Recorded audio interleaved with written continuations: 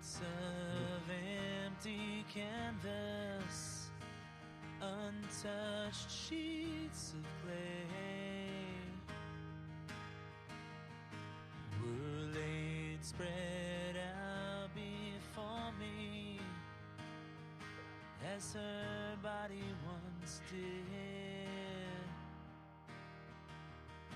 Oh, all five horizons revolved around her soul as the earth to the sun. Now the air I tasted and breathed has taken a turn. Oh, and all I taught her was everything.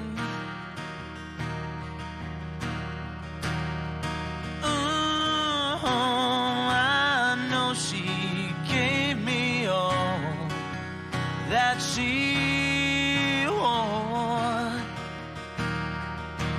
and now my bitter hands chafe beneath the clouds of what was everything. All the pictures had all been washed in black, tattooed everything. I take a walk outside. I'm surrounded by some kids at play. I can feel their laughter. So why do I see? Ooh, and twisted thoughts that spin round my head. I'm spinning, oh, I'm spinning. How quick the sun can drop away.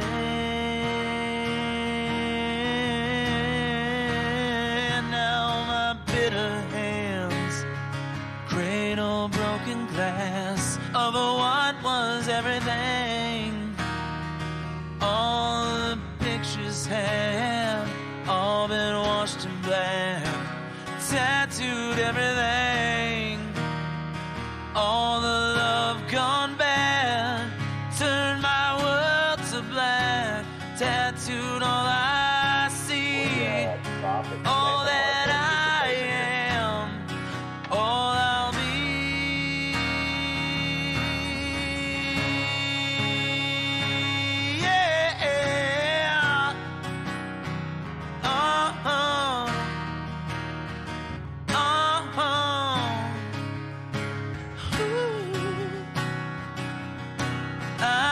Someday you'll have a beautiful life. I know you'll be the sun in somebody else's sky. Why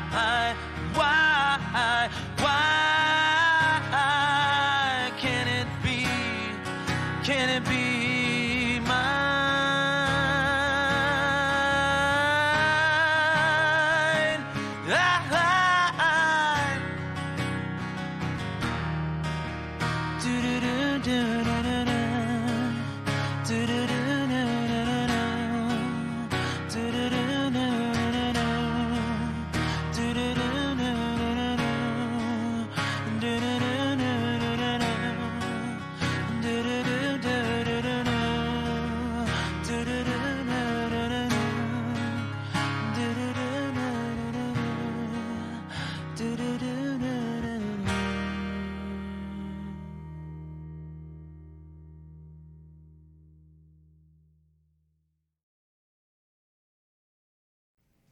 Warning: this podcast features adult subject matter, adult language, and things not meant for children to hear.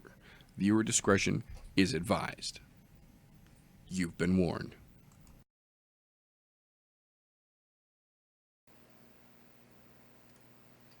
We might just be. Holy shit, boys and girls, we are live on the I'm No Joe channel Welcome, ladies and gentlemen, to the latest episode of the I'm No Joe podcast, the show where every armchair quarterback can feel like an Eddie Bravo. Today, like most days, I've got a crazy crew here to talk some shit with me about the interesting events going on in the world of all things combat sports right now. So before we get too far into it here, I want to take just a moment and go around the room and thank these fine folks for showing up today. So first and foremost, the man who makes this show fresher than it could ever be on its own, Mr. Fresh 03. How the fuck are you doing, sir? I thought this was another mixing show. Oh, shit. Wait, this isn't? Well, but I suppose I can talk some punchy kicky. We really should be DIY. I mean, we are going to mix it up a little bit here. Okay. Okay, mixing it up. God. Absolutely. And then across the octagon, as it were, the man with the plan, my Wednesday night brother from another mother, the one and only Golf T Vapes himself. How the fuck are you doing, sir? Fantastic, ready to go. Share some very heavily dislikes that I have this week, and possibly cuss out some dumb motherfuckers that don't get a chance to rebut because I don't give a fuck about them. Good. There's a lot to dislike. There is. And we are absolutely going to get into that. But before we dive into the top here, I do want to take just a moment real quick. I want to thank all of the folks who have been listening to the audio version of the I'm No Joe podcast, available over on anchor.fm/I'm No Joe. We hit 100 plays on the channel on the Anchor side of things, on the pure audio side of things this week. And then, about 3.5 hours after that, we hit 100 subscribers on the I'm No Joe YouTube channel, which means we now have our customized URL. We are now officially at youtube.com/c/I'm No Joe. So we have now hit enough benchmarks across enough platforms to where we literally have everything I'm No Joe. Instagram is I'm No Joe, YouTube's I'm No Joe, Patreon's I'm No Joe. Mixer is I'm No Joe. Facebook is I'm No Joe. We've got everything secured. The fandom is fucking amazing. And I wanted to just take a quick second to thank everybody who has helped us get there. Whether you are listening to this in the audio version, you are here with us in the chat live, or you are watching a replay. Thank you to everyone who helped us get here. And just wait till you see some of the crazy shit we have got in the pipeline right now. Fucking A right. Well done, y'all. Well done. Thank you, guys. So, that out of the way, we will dive in, as it were, like we do around here, to the news and recent events, the announcements and goings on that have happened since the last time we saw and spoke to you wonderful folks. We have got an interesting smattering, I think would be the best description, of things that have been announced since the last time we brought you fine folks some news. So I'm going to kick it off right at the top with two of them that we said when they were even rumored that it was, of course, a possibility because UFC being the UFC. But I am a firm believer that neither one of them should happen right now. And we actually found out, lo and behold, they're both happening. And that, I, of course, mean first and foremost, Israel Adesanya defending his new belt against Yoel, Soldier of God, Romero. It's been officially set for UFC 248. And then following that news, we immediately, once that was a rumor, it was immediate after the fight somehow, that the next one following in that footsteps of giving someone a title shot off a loss, they announced it March 14th, the Brasilia card. We will see Jose Aldo at 135 fighting Henry Cejudo for the bantamweight belt. Ooh. So we now officially have two belts on the line with challengers who are coming off of losses. One of them, literally his first fight in the weight class, and it was a loss, controversial or not, is getting a shot at a belt. The other gentleman, literally 3 losses in a row against title contenders, and then a 4th loss after that, and now he's getting a title shot off of that record. So, I mean, on one hand, the Adesanya versus Yoel Romero, I kind of understand, and I use the word kind of very loosely, only, and I emphasize only for the fact that Israel Adesanya came out, said as soon as he had the belt, regardless of any other situation, the first person he wanted to fight was Yoel Romero, because he is the one that everyone in that division is scared to fight and doesn't want to fight. So he wants that guy first. He's taking that prison yard approach. He's walking in and he's going for the biggest fucking guy on the yard to make his statement. And I kind of understand that. But at the same time, let Yoel go get a fucking win. So at least there's the illusion of it being earned. 4 losses in a row, 3 of them being title losses in a row, is not a good fucking look. Well, there's a kicker side to that, though. The champ said what he wants to do. I can't blame them for doing what the champ wants to do, because you know what? Really great feeling is he's going to be there for quite a while.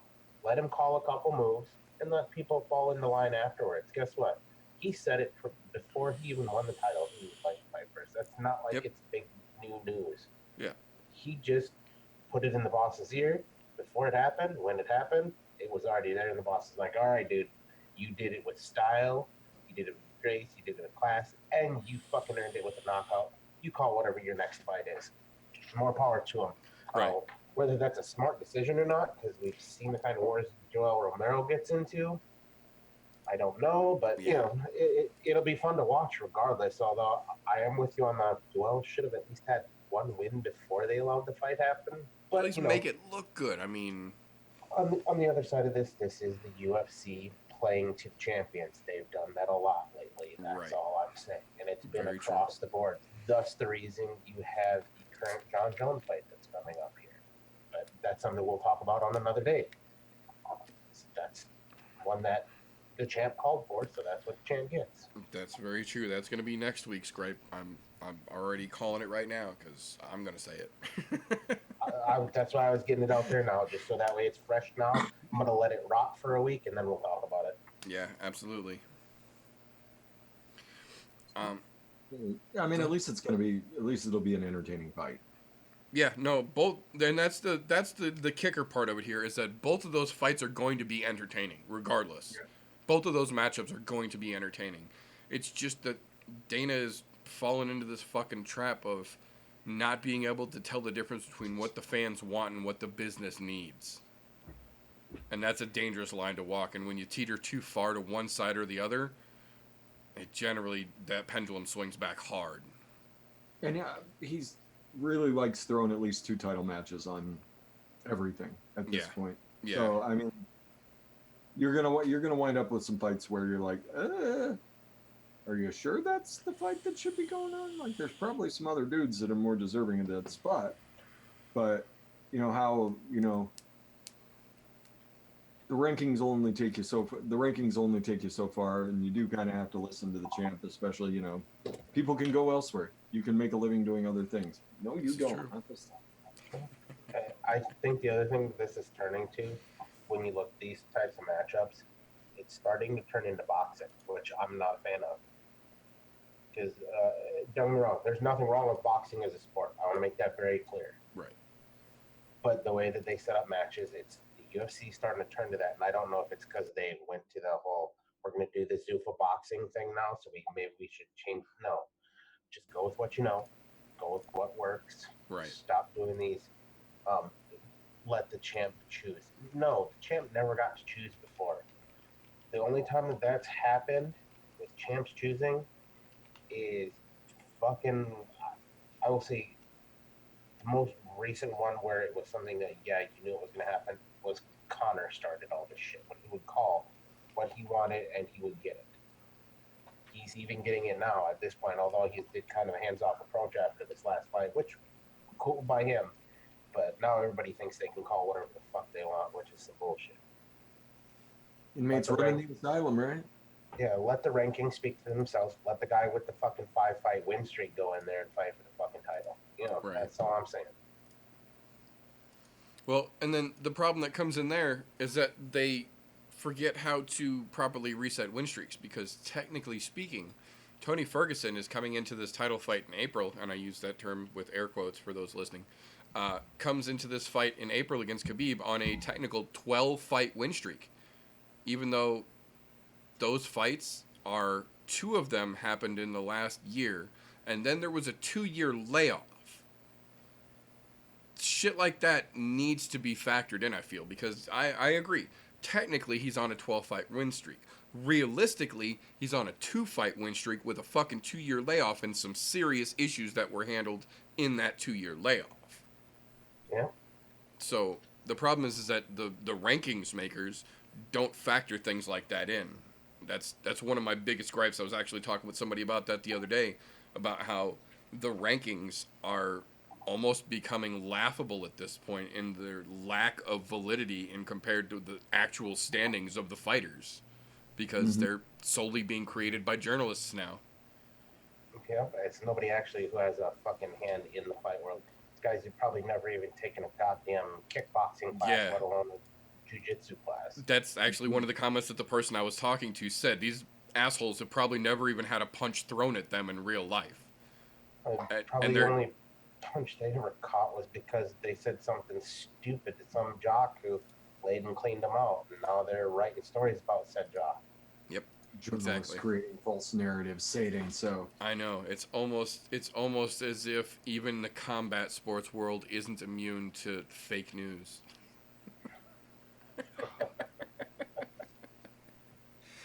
Oh, fucking kids these days.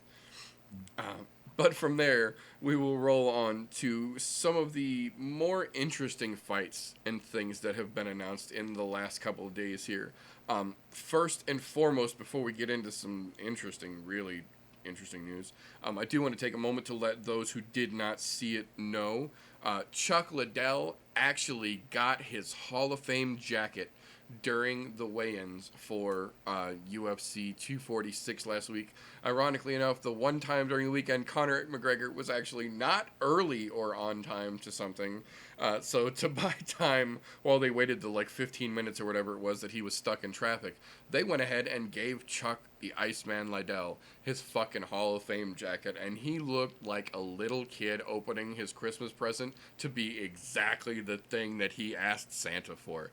The shit-eating grin on his face could not have been painted off at that point. It was really a fucking awesome sight to behold.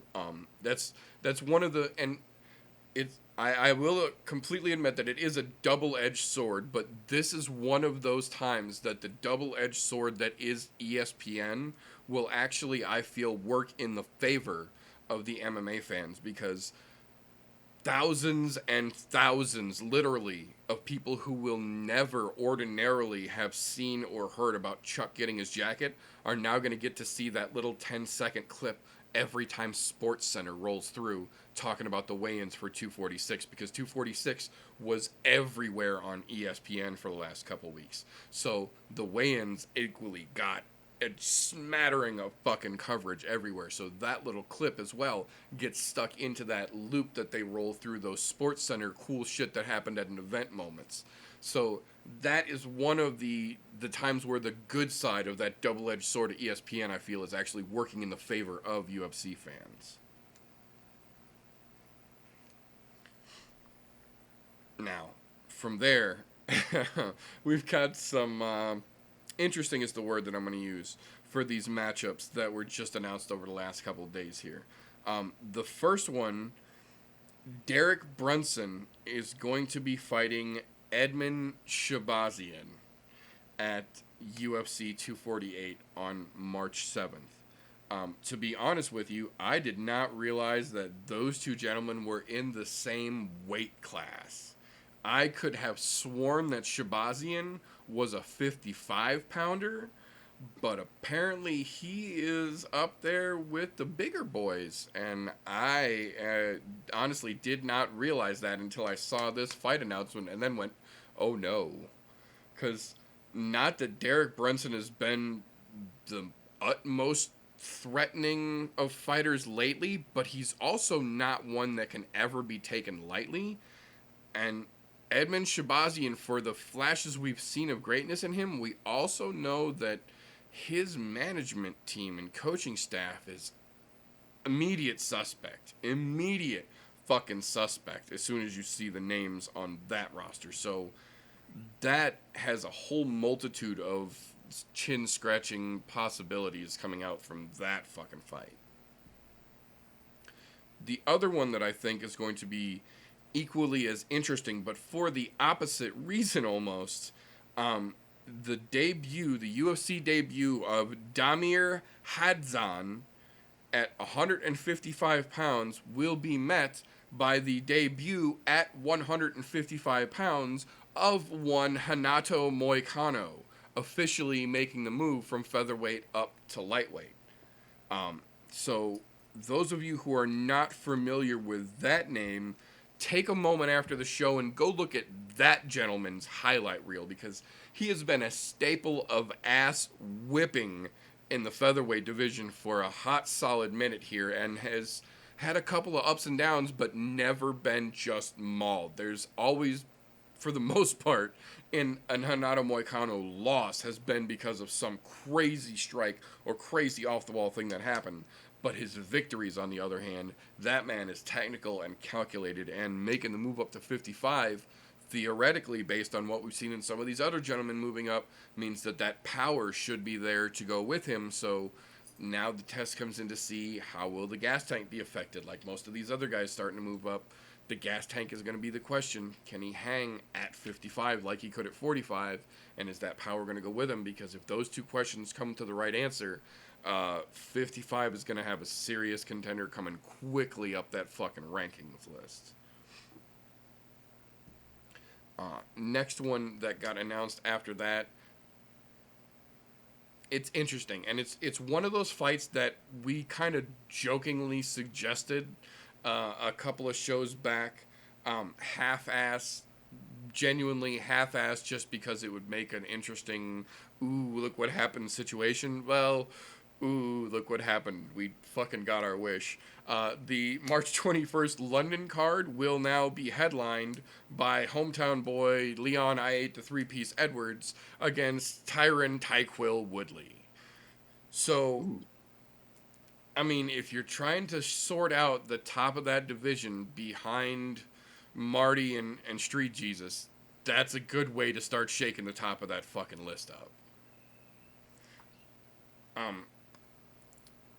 I kind of feel like the UFC's really throwing Edwards a bone here, because none of his wins recently have been any kind of like legitimately impressive or big standout, like I'm a title contender kind of wins, versus Woodley's only real loss was to the current champion. So, like, I think they're doing that just because he's the hometown boy and they needed somebody to fill a slot, and they know who pulls a lot of names. Tyron Woodley does. He does. Yeah. Albeit some of us not the biggest fan. Right. That's what I said. He does pull names, and guess what? He'll put asses in the seats because I'm going to watch him fight. Right. I might not like the way he is personally, but he does have an interesting fight every fucking time. And even on days when he decides he doesn't want to show up and just wants to try to play counterpunch, and when it doesn't work, I still want to watch him fight. Right. Well, and that's the thing, is that technically speaking, even though the Marty versus the Magamoron fight happened, Tyron's still top 5. Like, even if you bump him down behind those two and Jorge, who's on a fucking tear and aimed straight at fucking gold now, you still can't knock Tyquil down further than 5 at worst. And I don't like the motherfucker, and I am saying firmly, you can't knock him down further than 5. So I can't even say you can't even knock the dude farther down than 3 at this point. Yeah. He lost to the champ. That's it. That's kind of the way I see it. He should be number 3. And that's at worst. That's at possible worst, in my opinion. To be honest, he should probably sit number 2 right now. I agree. But I think if Leon, because that's the thing that folks might not realize, is that behind the scenes, because he hasn't been involved in any events to be in front of the scenes, Leon Edwards, for the last couple of months, has just been the yappy chihuahua-inest motherfucker there can be, trying to talk his way into a title shot, trying to talk his status and stock up more than it is currently valued. And I feel like this is their way to give him a put up or shut up moment. Like, if you think your stock is really so fucking high, you're really a guy in line for the title legitimately, here's your fucking test. Like, this guy has only lost to the champ. You get past him, we'll consider your fucking name. If you don't, you go back to the end of the line and you shut the fuck up already. I wish they would just feed him to fucking Jorge Masvidal so we can actually see the real See the three-piece full episode, not three-piece? just a little cut-off piece of camera work. I will wholeheartily agree with that. If someone just hangs around picking up wins, I mean, eventually you got to throw him a bone. Here you go. I mean, that's. Yeah. I feel like I'm just repeating what you two have to say, but if no matter what the quality of the win is, if someone just keeps winning, eventually you got to be like, all right, well, this dude fought the champ. He lost, but let's. He's still probably the best guy around. Right. Let's see what you can do. And I don't know where this is going to go. It's going to be interesting to see how it plays. Oh, that, and we haven't seen Woodley do anything since he lost to Usman. That's been over a year now. Well, he had surgery. Well, yeah, he had surgery, but... He had surgery and then did proper rehab, apparently. That could go a long way. And granted, after coming off of losing your belt, that's a good time to do it, because that way you can get right back in there and be at full strength. I can't blame the guy for that. Still, you haven't heard a lot out of him. You haven't heard a lot of people covering him since that happened. Right. Not even post-surgery or anything. Right. There hasn't been a lot of news out of his corner, which I understand. You want to keep some of that stuff on the low so you don't fucking talk about it, because you don't want other people in the division knowing exactly what's going on. Well, especially not when you're ranked that high. That, and I'm pretty sure he was helping his boyfriend train for the ass whoopings that he took that walked his way out of the fucking UFC as well. Yeah. Didn't work out so well. Yeah, I know, clearly. Oh, but moving on from there, I've got a couple more interesting little tidbits to run down here real quick. The interesting one that I want to go with first here, after the loss to Corey Anderson, which was a fucking definitive loss to Corey Anderson, Johnny Walker has come out and publicly blamed his coach and his corner for the loss, for steering him the wrong direction, giving him bad advice during the fight, and quote unquote not having his back, rather. So he has cut his entire corner loose. Literally, he chopped his entire team off, which generally speaking is a pretty dumb move, with the exception of a situation like this where he cut his entire team off and has completely uprooted his camp to TriStar to train under Firas Zahabi. Johnny Walker is already a black belt in jiu-jitsu, so he literally needs the rest of the rounding, and that's a pretty good fucking spot to stop and get that fucking edge rounded down the way it needs to be. Yeah, it's still outing them publicly like that was pretty fucking shit. Yeah, I'm not gonna lie. Look, you can just say, look, we're gonna split paths, call it a day. Dude, you fought like shit in your last fight. Don't blame your fucking corner. Look, if you put in the time, you put in the effort in the gym, it's gonna show in there. It doesn't matter who your fucking cornermen are. Look, yes, certain teams are gonna train you better in certain aspects, but you have to rely on your abilities that you have at the time. Yep. And when you come out there and look like a fucking grade schooler fighting a high schooler, that's nobody's fault but your own goddamn self. That's the same reason why Tyron Woodley lost fucking Marty from Nebraska. Yep. Because he came out and looked like a grade schooler fighting a high schooler.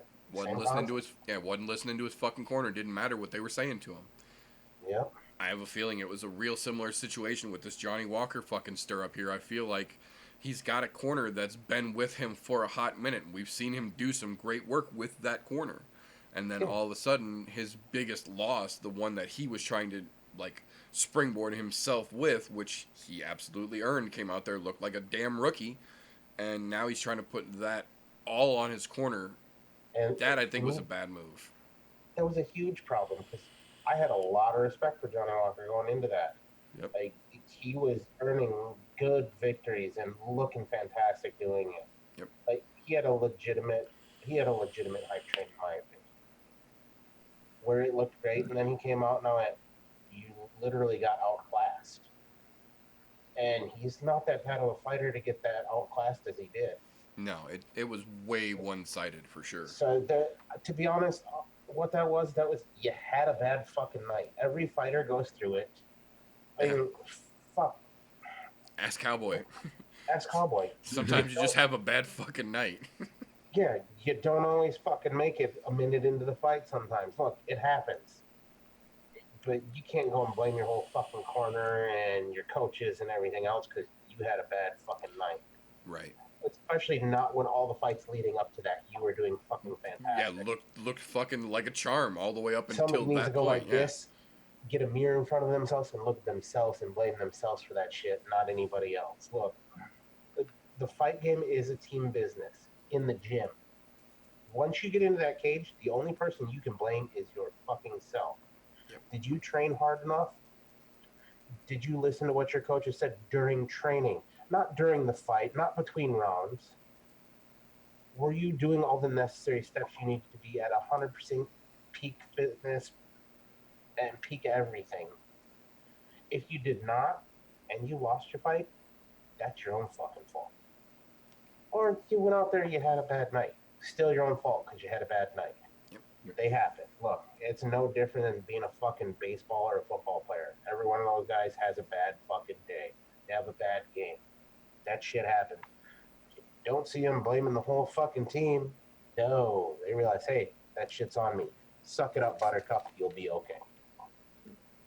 And the other thing about throwing corner guys into the, under the bus in the MMA game is, one, it alienates other people that might work with you. Yeah. Two, I mean, I wish we could get price. I wish we could get price quotes for individual fighters. Like, hey, I want to come work with you. How much is this going to cost me? Right. Like, I guarantee it's way more after you throw everybody under the bus. Like you can't alienate the people behind the scenes. Like it's not a cool way to go about it. If you want to switch up your camp, that's, you do it with class. Like, hey, I needed to move in a new direction. I wasn't evolving as a fighter. Take it on yourself. Yeah. Take it on yourself. Say, hey, I'm the one who wasn't evolving as a fighter, and I need to evolve to take that next step. It gets you some more respect out of the community. But, blaming everybody for a loss that you took, like you guys are saying, that it's only on you. You're the only person that's to blame if you take a loss. Yeah, you're the only common denominator. And that's a good point. I didn't even think of it like that. That tells me Brasa Hobby is taking a big fucking risk. A big risk. Yeah, well, look, he picked up Kevin Lee, and now he's going to pick up Johnny Walker, both of them coming in problem child. Yeah, and now if he's fixing problem child, guess what? There's a lot of fighters that are going to want to go to him. Yeah, but on the other side of that, it can blow up in your face. It could blow up in his face. I mean, don't get me wrong. He's still got a resume a fucking mile long. I mean, GSP right there. That's all you need. Your poster boy, yeah. Dude, fucking poster boy for that place. Did fantastic things out there. So, I mean, even if those two blow up in your face, I mean, yeah, Kevin Lee won his first fight out of the camp. Good on him. But we'll talk about that shit later. The Bill Belichick of MMA. Right. Like, does he get the problem children under control and get them to get arrested and hang themselves in prison? Get them to go out and do your fucking job, which is the Patriot slogan for anybody that didn't know. Go out, do your fucking job. Yep. Like, people don't. I'm intrigued. Let's see. I wish they would make those fighters, when they pick a camp, sign like a non-disclosure type agreement where you have no way to say a fucking word about us when we're done. It would be nice if the MMA game worked like that, but I mean, MMA, like it's full of finger pointers. So I mean, it's my fault. It's a subcontracted business, for Christ's sakes, because technically each fighter's their own independent contractors. That's right. Independent contractors, WWE style, motherfuckers. That's right. That's what happens when you let Vince McMahon and Dana White be good friends. Yeah. Fuck. No fucking health care for you. It's out of your own pocket, fuckers. Right. Unless it happens on the event. No, and even then, still on you. Yeah. Because we'll pay for your emergency room visit, but you gotta pay for all the shit afterwards. Right. Oh, actually, before I get to the last one here, while I'm thinking about it, Mixer has been having issues lately, so until further notice, the recap shows on Sundays, the What Did I Say show, will now be moving over to YouTube because YouTube is not giving me any shit. So I am officially going to move those over to YouTube, but they are staying on Sunday afternoons, or Sunday evenings rather, here on YouTube until further notice. Because last weekend's What Did I Say show came out just all kinds of garbled on the Mixer side of things. I wasn't even actually able to recover a hard copy of it to fix and try and re-upload to YouTube. So I'm actually going to just go back over last weekend's UFC 246 recap this weekend with the recap for tonight's things. That will be Sunday, 9:30 p.m. Central Time-ish. But the last news and event thing I have got here that I want to go over before we dive into some of the cards we're going to talk about for this weekend. This is another interesting one that we actually called that has come to fruition, but this one I am actually excited about. We got news day before yesterday. It was official. The ink has dried. Thiago Alves has signed with BKFC Bare-Knuckle Fighting Championship. They are expecting to have a match made for him within the month. They are hoping to have him on a card before summer. So with the Hector Lombard fight now up in the air because Joe Riggs just got hurt and pulled out, they've talked about potential replacements there. But, you know, now we're starting to see a pretty legitimate flood of former UFC fighters making their way over to BKFC instead of taking the Bellator or the ONE FC route whenever their contract comes up. I'm kind of liking it. BKFC is really, really getting competitive in who they snatch up once they get released. And I like what they're doing because they're pulling fighters that are known for fucking fists. Throwing they're the not, fuck down. They're not pulling just random fucking fighters Yeah. that are on their tail ends. No, these guys are still known for being able to throw bombs. Yep. Yeah, put them in there. It's gonna be fucking fantastic because Alves was always a power puncher. Fuck Always. yes, he was. That was always his strong suit, was that fucking Same leaning with hook that he would throw. Same thing with Hector Lombard, which is why I'm excited to see whatever happens with him now, who they're going to put him up against. Because either way, there's going to be fireworks with these guys going over there. Because, I mean, look what Chris Lieben's done over there so far. Fuck yeah. Fucking fireworks. It's amazing. They're going to be huge. They're going to be really fucking huge. And then pretty soon you're going to see that upbringing where people decide, am I going to go do bare-knuckle boxing or am I going to do MMA? Yep. Especially in that younger generation. Which one do I really want to do? And you might even get to that spot where you see some of these guys trying to fight both promotions, which, to be honest, that'd be fucking fantastic to see. I'm okay with that. Yeah, for sure. Look, I'm not going to lie. I would love to see Yoel Romero go over to bare-knuckle boxing. Yes. That dude fucking just hits like a goddamn tank. Well, and the opposition to him, if you will.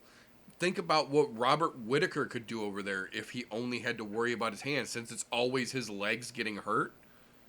If he didn't have to worry about the takedowns, he didn't have to worry about checking kicks. All he's got to worry about is being Bobby fucking Knuckles, his literal nickname. Yeah. That guy's got a fucking leaping punch, dude. There's a bunch of fucking fighters in the UFC that are like that I'm going, look, you're good in the UFC, Yeah. but switching over, you'd wreck division over there. Hell Just yes. completely wreck them. Hey, don't get me wrong. The GOAT, fucking love him in BKFC. Wasn't great in the UFC, but he had the punches going on. I mean, look at the 2 wars that he's had over there. Yeah, so far. dude. I mean, there's a lot of potential in a lot of these guys that are coming up on the end of their contracts in the UFC for moving over there. And BKFC, they're starting that exponential power curve upward. It's fucking fantastic to see. Well, and I was talking about this 2 weeks ago with somebody. BKFC is reaching that neat little pinnacle point that we were actually talking about towards the end of last year with Bellator, where they've been around enough, they've established themselves enough as an organization that they're starting to draw their own independent talent as well as pulling up these great little unanimous picks here and there from other organizations as fighters get released. They're legitimately starting to draw in their own talent, young fighters who just come up, like we were talking about, and only want to do BKFC. They know that MMA is an option. They know that kickboxing is an option, but they want the bare-knuckle. And you're getting some guys who are coming up, and they're hybridizing their training specifically for the bare-knuckle because it's itself its own little unique rule set. So it's something, if that's what you're going for, you have to train just for that. It's not strictly a boxing rule set, but it's not too different from an MMA style rule set as far as the striking goes. So we're getting to a point now where the talent is starting to get legitimately entertaining, and it's starting to build itself a good base. I like that. It really is. And to know that they're getting those individuals that have never done MMA now. Yeah. And they're strictly focusing on one thing, that's going to make for some really dangerous individuals. Don't get me wrong.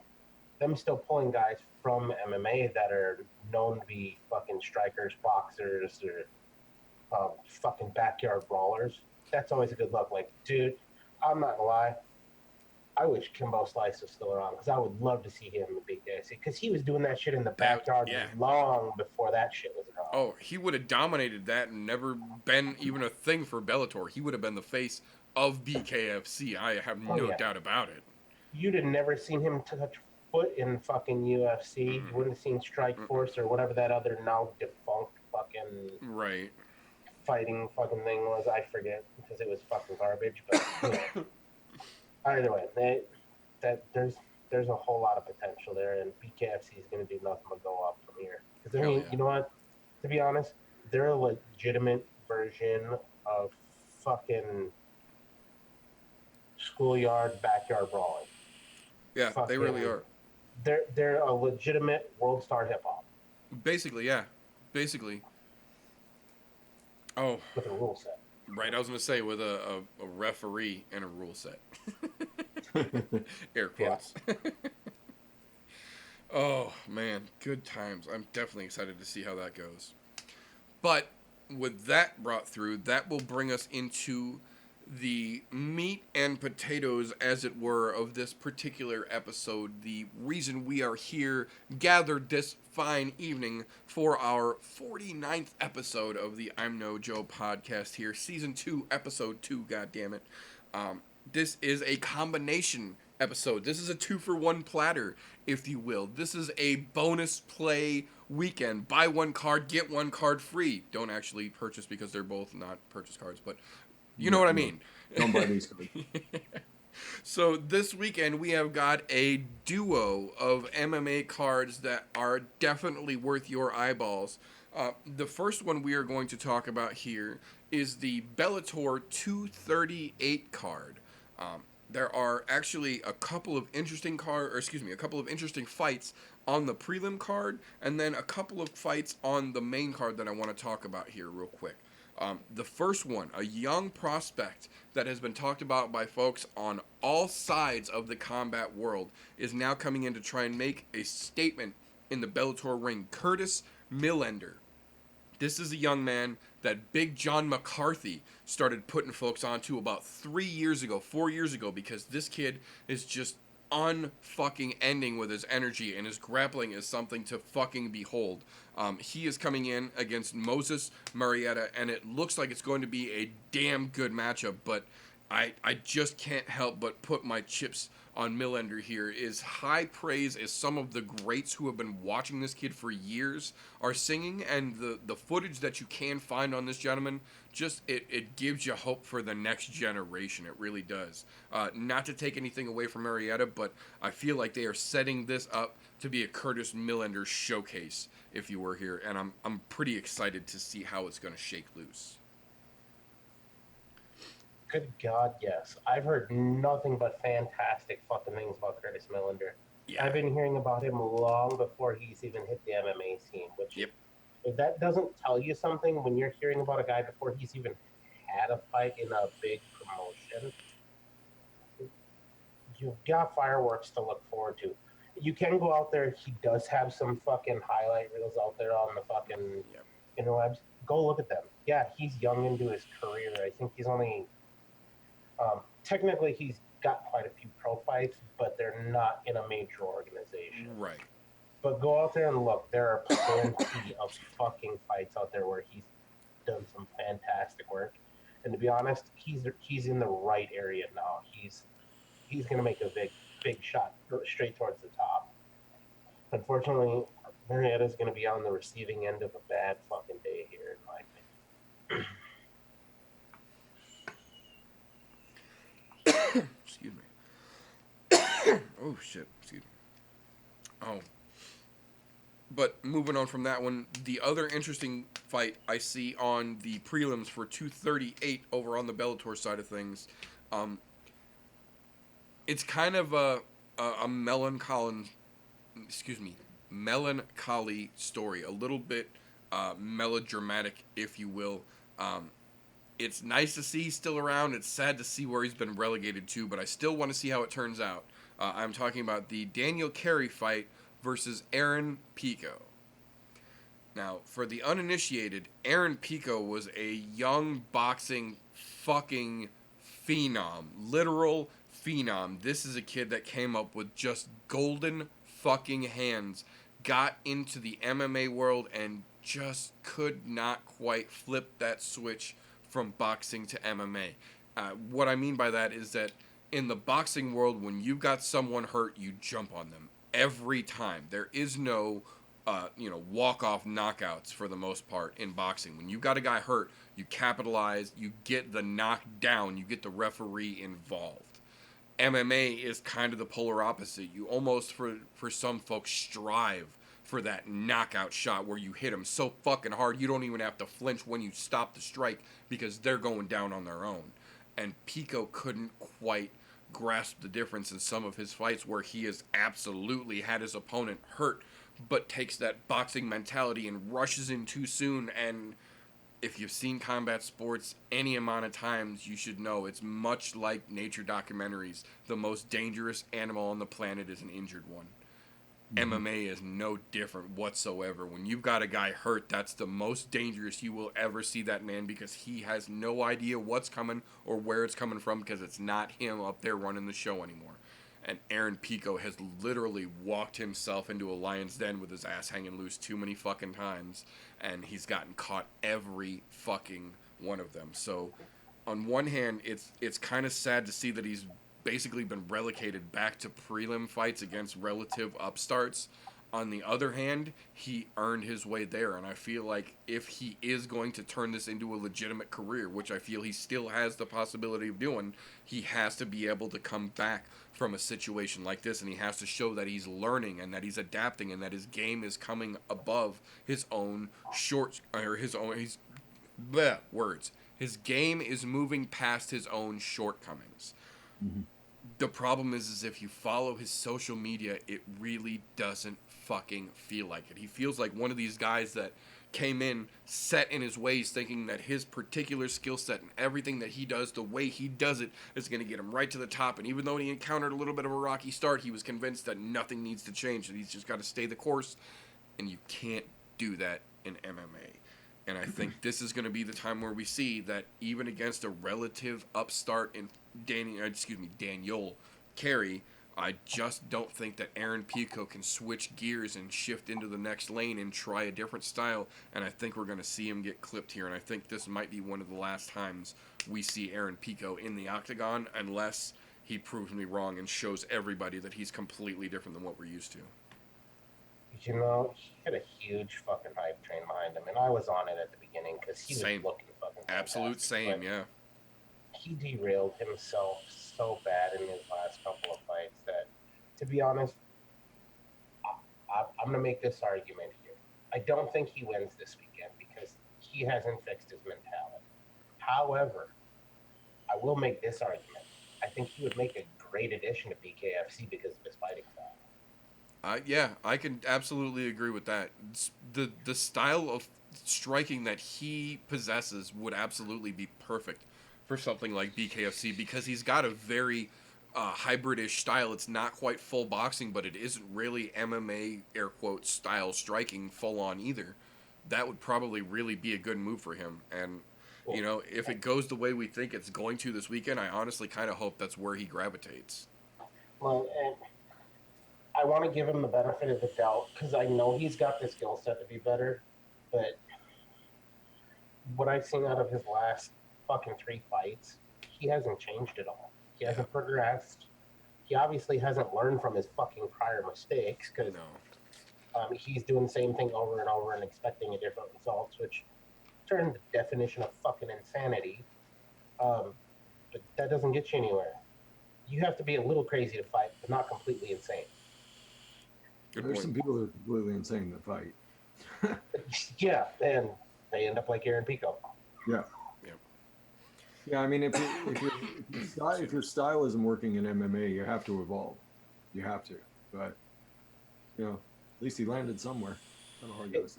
And the worst part of it is he's of that younger generation of MMA fighters where he should have already evolved at this point. Yeah. He's that one Pokemon you just can't get to evolve. That's what he is. There you go. Yeah, putting it in a fresh 03 metaphor that he'll understand, right? There you go. You gotta make it easy. We'll get you. I'm also doing that for the other younger generations that are starting to listen to us here. That's right. That are on that whole Pokemon kick, or even the older generation from the old school Pokemon. At least they'll understand. That's right.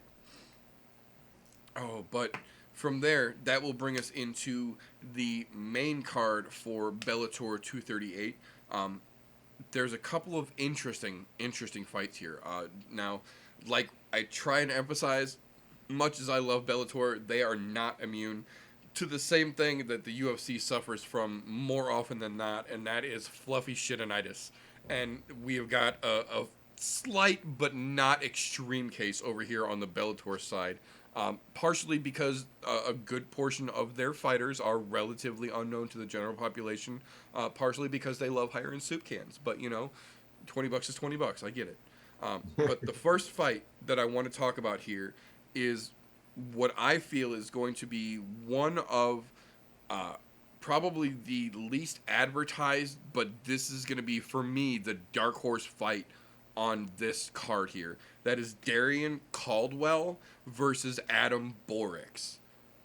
This is two dudes who both have great striking, they have great wrestling and grappling, and they have great fight IQ, and they are both fast as shit. Either one of them can come at you like a spider monkey, all jacked up on Mountain Dew, and there ain't shit you can do about it. I mean, Walker Texas Ranger got nothing on these two boys. But the fact that these two have now squared off is going to be just an interesting little complex puzzle to watch itself try and figure out. I feel like in this situation here, Darien Caldwell is going to rely so much on his grappling, whereas Boryx is more likely to rely on his striking because he's got one hell of a full body reach hook. When he leans into it, he can cover half the fucking octagon with that lean when he goes across. Whereas Caldwell is going to want to try and take you down and wear you out. I just feel like in this situation, as much as I like Darien Caldwell, I think Adam Boryx is just a little too big. And I think being the wrestler that he is, Caldwell is just going to be a little too predictable trying to come in for those shots. And I feel like Boryx is going to catch him. I think Boryx is going to take this one. I think you're spot on with that, because with that big looping hand that he throws and how much he leans and jumps into that, that's easy for a fucking level change for a wrestler, because you can see it coming from a mile away. Look, don't get me wrong, he's a featherweight and he does that quick as shit, but you're fighting another fucking featherweight that's also quick as shit. Their reaction times and the featherweight, always a lot faster than if you're a fucking heavyweight. The heavyweight might not be able to get out of the way in time. Featherweights, no. They're going to see it quicker reaction time. And it's going to end up on the fucking ground.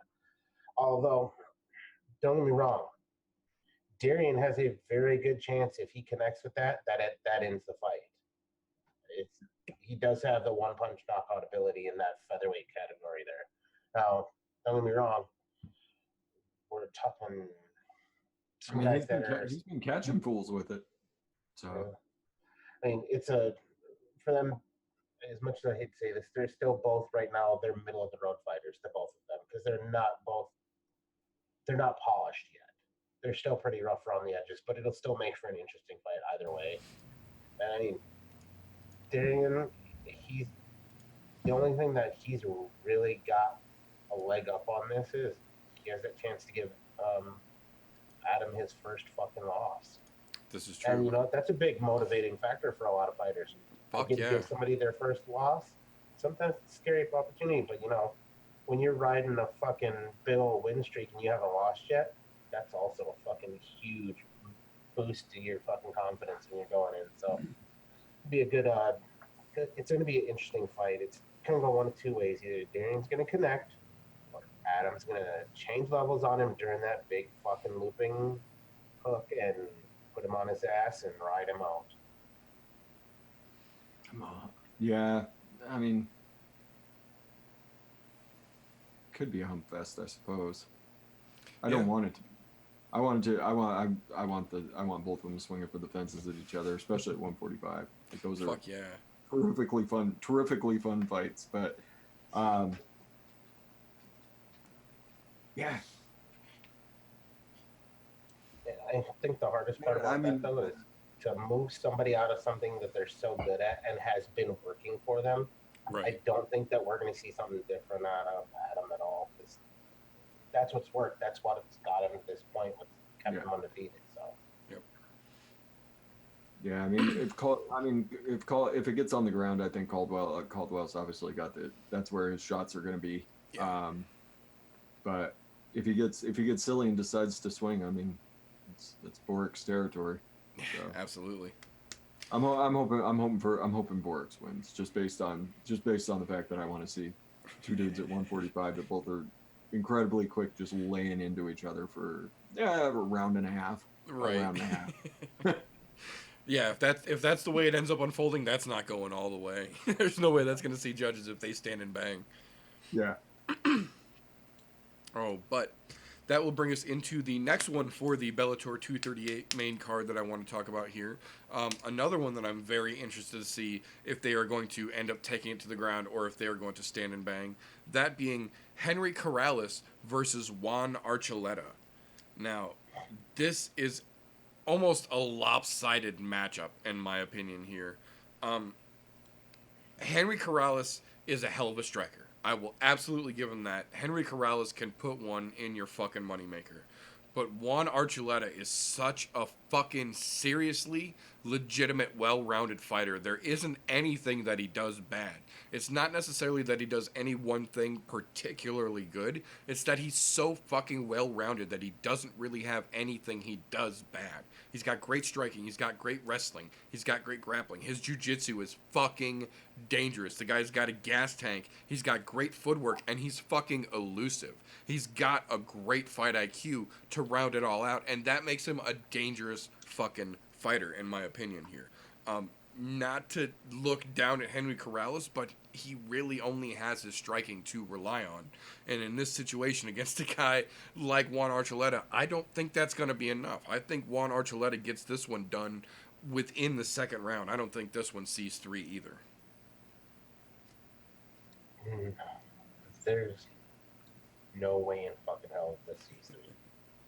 One Archuleta has been nothing but a fucking problem in that division. Fuck yeah. Bellator. I hate to say this, but unfortunately, Corrales is in way over his fucking head on this fight. Not just a little bit, but way over his head. To be honest, I'm still I'm at this point watching Archuleta in his fights in Bellator. I'm surprised he doesn't have the strap at this point. Yeah. To be quite honest, he's more than capable of winning that strap and running the table on people. Why he hasn't got there, I don't know. But there's been a couple hiccups with him, but nothing fucking seriously bad. Every time he comes in, he dominates. All I can say is, hopefully Henry Corrales has some good fucking medical insurance because it's going to be a long night. Yeah, it's going to be a painful night, I think. I mean, Archuleta's only lost to he's lost to the champ, and who else did he lose to? I don't remember. I think it's just the champ recently. Yeah, he hasn't. I mean, it's this could be. I mean,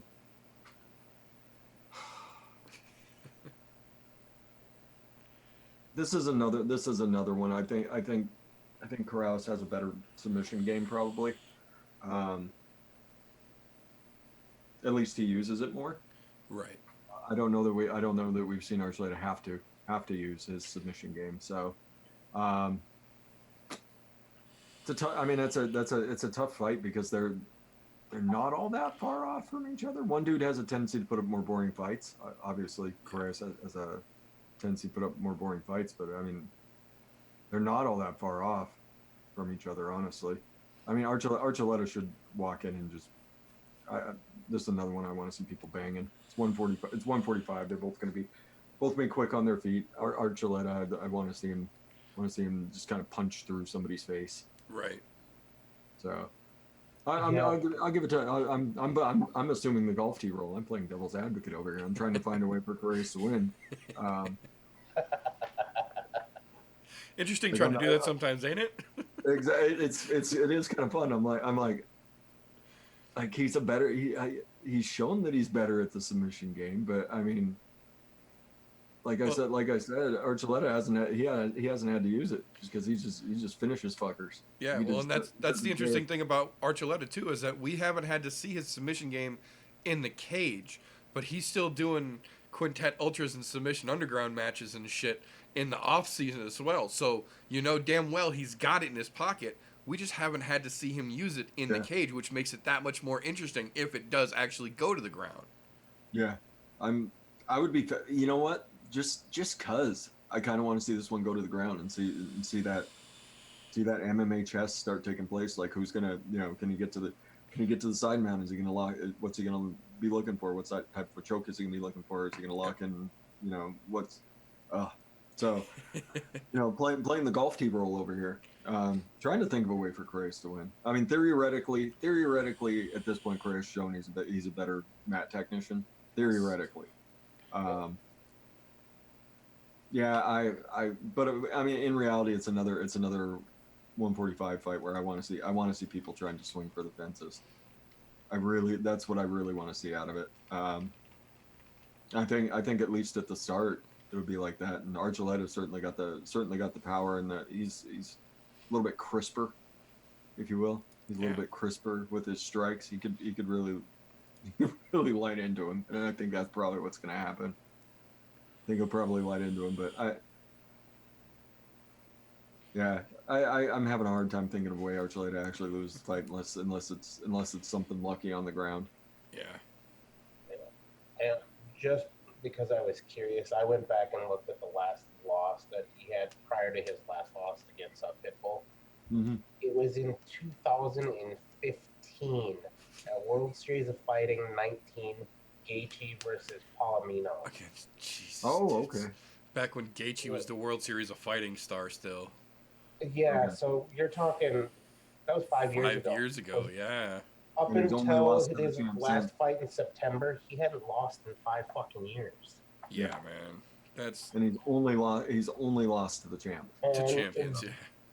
That fight, he got caught in the triangle choke in the second round, so somebody got fucking lucky because triangles are not easy to pull off. It doesn't matter what round it's in. Well, especially in the second round when you're starting to get sweaty. Makes it harder to lock that fucking grip in, too. Yep. So, there you go. There you go. I mean, if he gets caught, there's my prediction. If he gets caught in a triangle again, it's over. There you go. There you go. He's got a predilection for it. We know his weakness now. It's triangle jokes. That's right. Oh, there you go. You heard it here first. I'm telling you. It's going to be a flying triangle off the side of the cage. Right. He's going to Mighty Mouse his ass. He's going to step up. He's going to step up, and it's going to look like he's going for a Hurricane Rana, but he's going to catch that leg underneath that arm, and then as he's on, he's just taking that neck on the way down. That's how this fight's going to go. I'm not going to lie. I would love to see that. I would absolutely love to. Tune in by the Bellator card for this fucking move in MMA history. Fuck yeah, I'd be down. Oh my goodness. Oh, but ironically, speaking of little guys who are going to put on a crazy fucking show, that brings me to the next one that I want to talk about real quick here. the people's co-main event, as it were, the debut of Sergio Pettis against Alfred Kazakian. This is what I feel going to be a very, very nice debut fight for Sergio. They gave him a tough-looking soup can to make his debut with, so that they give him a chance to shine properly, but it doesn't look too set in place for him. It's not one of those big, like, restaurant cans. It's one of those, like, little Campbell's soup cans, so, you know, you don't think it's too outrageous, but they're definitely throwing Sergio in with a nice little attaboy lob right up his fucking, right down the plate for him, as it were. And I think Sergio's going to knock this one out of the park. I don't think this one sees a third round. I think Sergio takes this guy. If he can't get him before the end of the first, he's getting him earlier in the second. I just want to make this clear. When he's saying a nice soup can, for my foodies out here who are listening, he's talking like a good can of San Marzano tomatoes. Right. They're really fucking fantastic, but they're still canned. They're still canned, that's right. But yeah, to be honest, this is a good way to introduce Sergio to the Bellator fan base, because look, everybody knows he came from the UFC. He didn't go out on bad terms. He wasn't on a fucking losing streak. He wasn't fucking getting his ass whipped. He was doing good things, but he went where the money was. That's right. Mm-hmm. You can't blame him for it. It's a good reason to say, hey, why did you guys pick him up? Here, let's put him on display for you. We're going to put it on a really big fucking card because Cyborg's going to be here, so we know people are going to watch. Guess what? This was a fucking brilliant move on their part, putting him on here. And for Sergio, this is fucking excellent because he's about to get paid a lot. And I'm glad for him. I really am. We were even talking about it before he made that fucking switch. We're like, he's one of those guys that should make the jump. He'll do fantastic things over there. He's doing fantastic things in the UFC, but he wasn't getting paid what he was worth, in my opinion. So no. I'm glad for him, and now he's going to show people why he's getting paid that well. Not to mention, he's going to have Condom Depot across his ass when he fights. Right? Probably not, but you know, that's always my go-to when it comes to somebody fucking sponsoring somebody's shorts. Right. Loctite right across the ass crack. Hey, I use Loctite at work. What's wrong with Loctite? Hold on a sec. No, I mean Sergio Pettis. I mean he's coming in rolling, as much of a role as he was able to gather. But I mean, yeah, he's a nice young talent coming into Bellator. I'm still over here trying to golf tee this. Like, how can what's it? Kazakian? How can Kazakian win this fight? Lucky shot. I have to make this very clear. I only play devil's advocate when it's two fighters that I really enjoy and really like. This case, I can't say the same for this one. I have to call it how I see it. But, yeah, you know, I don't know the devil's advocate for me. I don't know that I can golf tee this particular fight. Sergio Pettis he's rolling in with a little bit of momentum, making some money. It's a great debut for him. Yep. Should be able to put on a show against Soup Can. So I really don't have a whole lot to say about this one. I don't. This one should be over in a hurry. Yeah, maybe he's been training them shoulder strikes. You never know. It's going to be entertaining if nothing else. Sergio doesn't put on boring fights. He really doesn't. And he's fucking young. Yeah, he is. He was pretty young, yeah. And he's 26. I believe. I want to say 26, 27. Yeah. So he's getting into prime. He's moving into his prime in MMA. Yeah, you got till about 32 when the wheels start coming off. So. And he's been training with Duke for most of his fucking life, so if anybody's had a fucking head start in the MMA game, it's definitely fucking Sergio. Yeah. And to be honest, he's, in my opinion, the better of the Pettises. Yeah, I completely agree. And that's not taking anything away from Anthony, because he had a fantastic run, but he's past his prime. The wheels have gotten wobbly and they're ready to fall off. Absolutely. We've seen it in his last outing. But Sergio, on the other hand, he's had rising stock. Hell yeah, as he should. He's won 3 or 4 straight? 3 straight, I believe. Yeah. That's what's off the top of my head. 3 or 4 straight coming into this. So coming in with a little momentum. Yep. But that will bring us to the main event of the Bellator evening. The Main event of the evening. Interesting headliner. The also debut fight of one Cristiano Cyborg versus Julia Budd for the women's 145-pound belt. They are not fucking around. They are literally throwing them right up to the top of the stack here. This is basically Bellator's way to try to neener the UFC on what was originally going to be the first UFC event of the 2020 calendar year.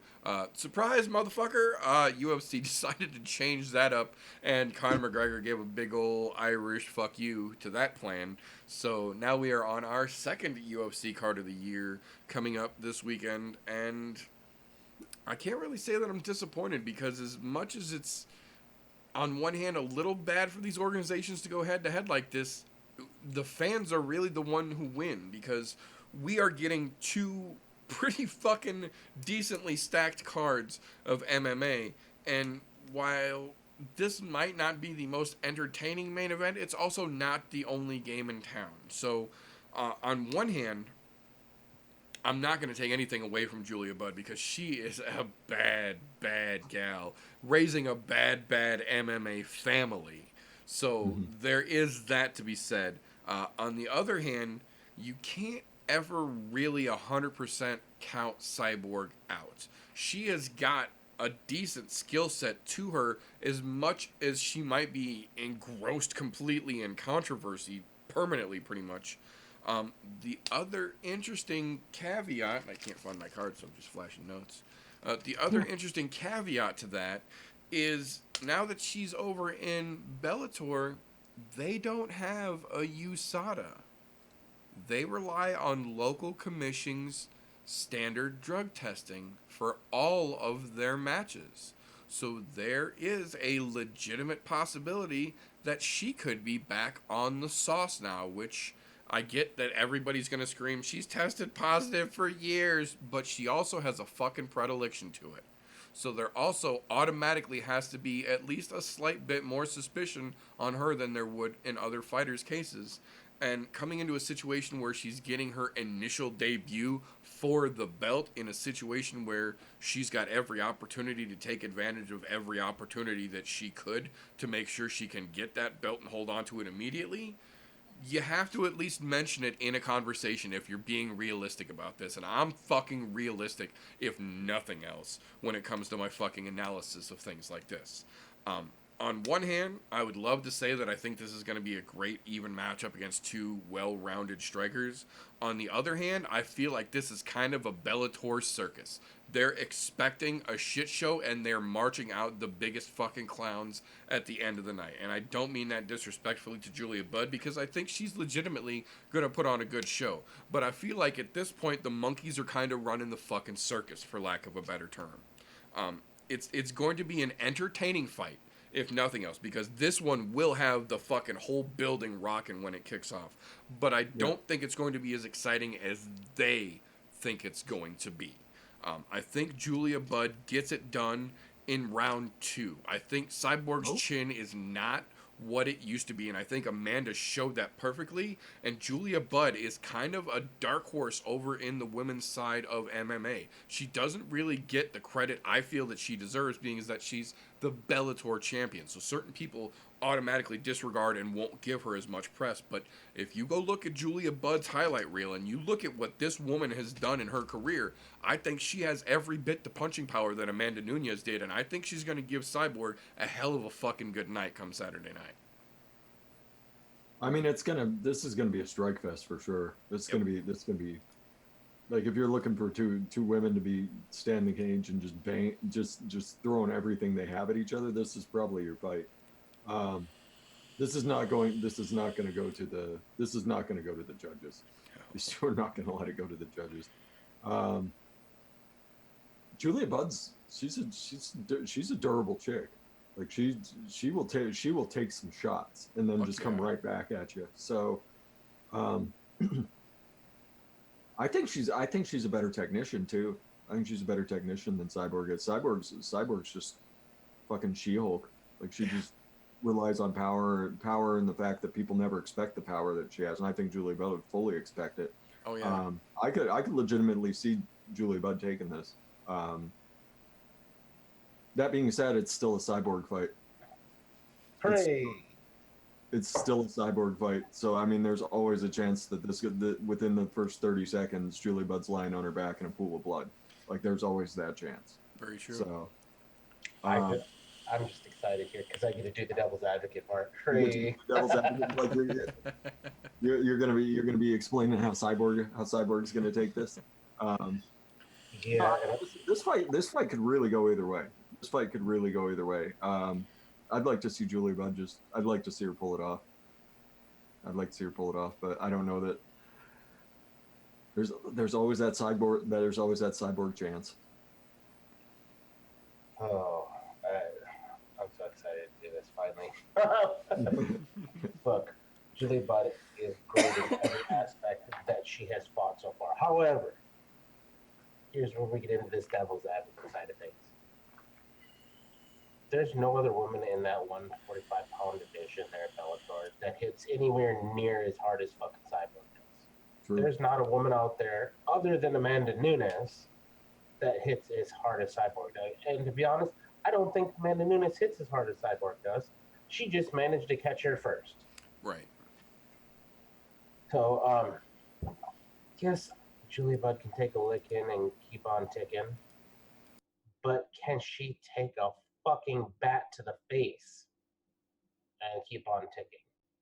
Because it's the difference between a fucking goddamn butterfly kiss and getting hit with a softball. There's a big difference there. I don't know that she can, because we haven't seen anybody hit her that hard. Now, that's not to say that that's those other fighters' faults or that Julia Budd hasn't been doing a great job of avoiding the strikes. Right. We haven't seen her hit with anything where it looks like a Mack truck ran over her and she came back from it. This is that second. Now, am I happy that they immediately threw Cyborg at the champion? No. Fuck no. Doesn't deserve it. You came from a different organization off of a loss. Why in the fuck do you get a goddamn shot at this? Now, this devil's advocate side of things here. I'm sorry to say this, but Julia Budd's going to lose this fight. And I think she's going to get knocked out inside of one. Because she's going to get overwhelmed. The Cyborg is going to come out and just fucking run her down because she's probably mad that she lost to fucking Nunes. Mad that Dana White wouldn't give her the money she wanted. Now she's going to be on a mission to come out there and show, hey, this is why you should have paid me, motherfuckers, and make a statement. It says Julia Budd's on the wrong side of this fucking contract. I don't think she sees the second round. In fact, I'm going to leave 10 to 1 odds she doesn't make it outside of 3 minutes. Interesting. Really, because she's got something to prove now. And now if she's on the sauce, we'll cut that down to 2 minutes. I'm not going to say whether she is or is not on the sauce. We'll never know because they do local testing. Right. So they're not actually going to test for all of the sauce. They're going to test for maybe a little bit of the Alfredo, but maybe not the ragu. I'm just saying. I mean, when she picks Julie Budd up over her head and throws her out of the octagon, like, right. I mean, that's going to be a hint that there's something going on. Yeah, when you see the testicle fall out of her shorts, then you'll know. She Hulk smashes. That's all I'm saying. She Hulk smashes through the center of the fucking octagon floor. Just grabs her by her leg and just starts flipping her around. To be honest, I feel like, what did you guys test her for? I'll give Julia Budd credit. She's got some cojones to take the fight for this one. Brought back a truckload of money up to her. They had to have, because you know what? You can't go, we're going to give you this fucking goddamn wrecking machine that just came off of a loss to the greatest women's champion of all time. And she's going to come in here and hit you with a fucking Mack truck. But here's a whole bunch of money to make up for that. Right. Yeah, Well, I would make... It's a poorly set up match. And to be honest, Julia Budd, she drew the short straw on this one. Whether she got paid a lot or not. So I would make 2 counterpoints to that. The first one being that Julia Budd actually called Cyborg out before she signed with Bellator. But she called her out at 155 pounds because she knows that Cyborg has issues making weight. The second thing that I would say to that is that if you're a social media person, you take a wander over to one Mike Goldberg's Instagram page from this evening, and he took pictures with both of these fighters getting ready to do their weigh-in tomorrow morning. On Thursday evening, Julia Budd looks thick as a Snickers, fit as a fiddle, and ready to fucking go. 24 hours out from weigh-in, and Cyborg already looks like fucking Skeletor. She does every time. That's nothing new. I'm just saying. In a situation where Julia Budd actually opted to try and make this fight at the next weight class up, because she doesn't have trouble making any division weights over here. And then we're already looking at Cyborg looking like a Skeletor this far out already. I think it could be a very interesting fight by the time we get to Saturday. You know, I can't take the counterpoint on the weight cutting. I can't. That has been Cyborg since fucking day one. Yep. That's not news. That's not new to us. No, We've not at all. seen that. But So that's what I'm saying, though. For me, that's a moot point. Don't get me wrong. The point of Julia Budd being fucking on point and looking good, yeah, that's a good solid point. The Cyborg thing, that's nothing fucking new. We know she has a hard time making weight. But she walks around at 250 fucking pounds. Right, no, that's what I'm saying, though, is that she had an option to take this at 55. But then the title wouldn't be on the line. That's the key there. And Bellator, being the smart marketers they are, it's got to be a title fight because we have to do something to make up for this fight with the UFC. Right. And what do you do with somebody you just snaked from the UFC who's a big draw? You throw them right into a title. You don't put them in a catchweight fight. No. Right. It doesn't work that way. So, yeah, it's going to look bad. But, you know,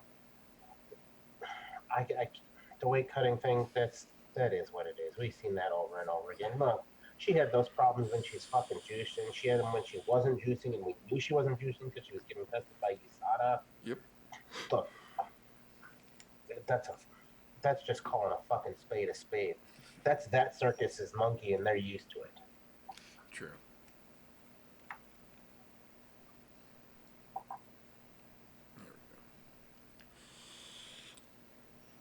There we go. Fresh batteries. Okay, so that will bring us.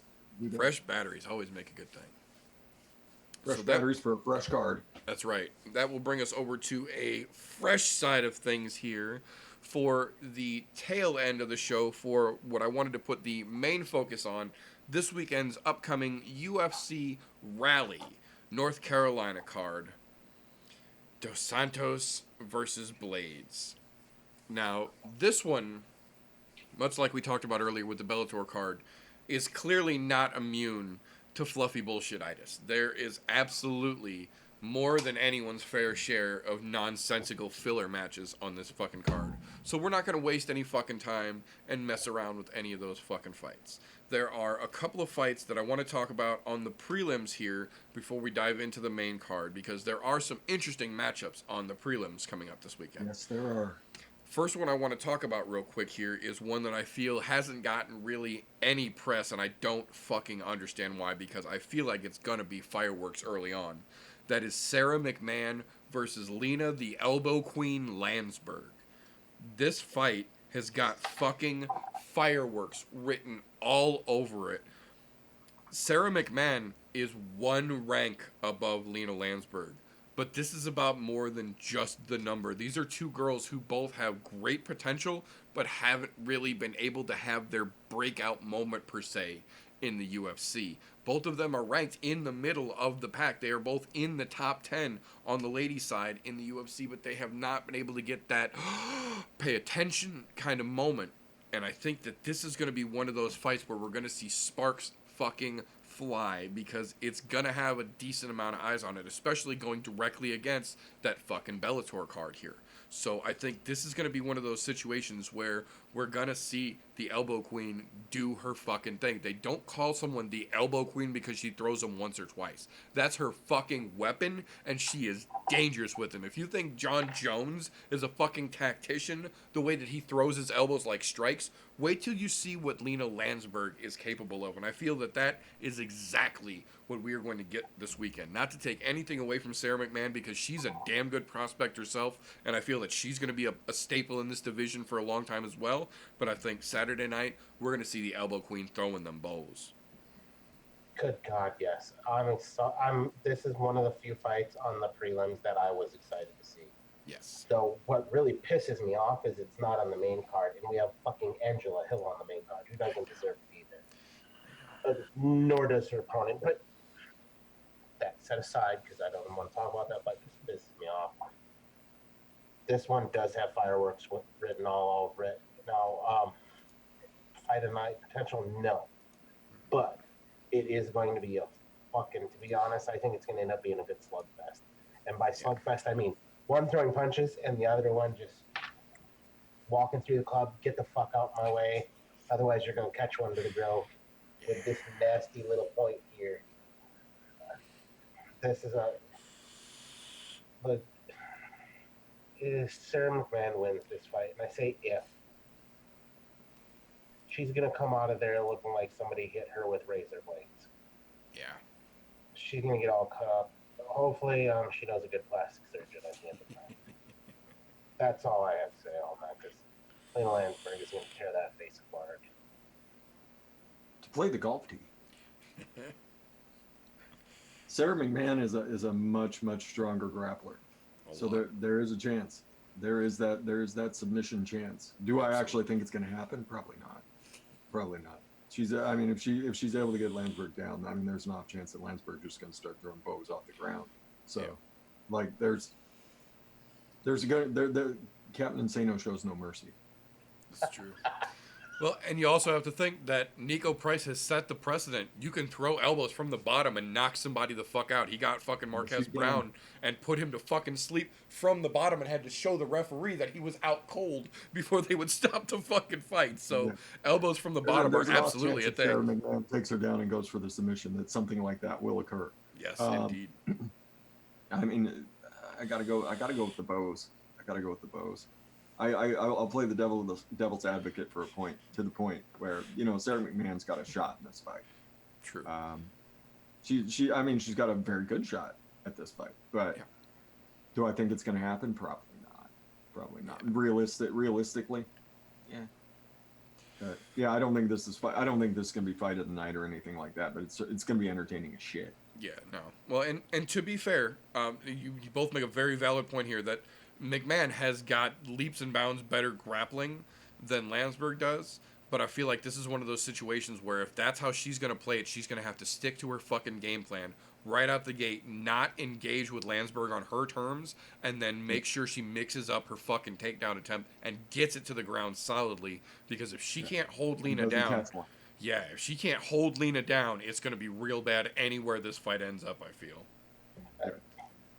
You know what else is going to be difficult for McMahon? Landsberg was really active last year. For a female fighter, she had 2 fucking fights last year. Landsberg had 1. And she hadn't fought prior to that for a year prior to that. So she's been about a once-a-year fighter. Landsberg's been looking a lot more active lately, and that's a scary proposition for somebody who's coming in known as the Elbow Queen, who's been active like that. Keeping the tool sharp, the elbow is even sharper. Fuck yeah. Fuck yeah. That is absolutely going to be a fucking great fight, I believe.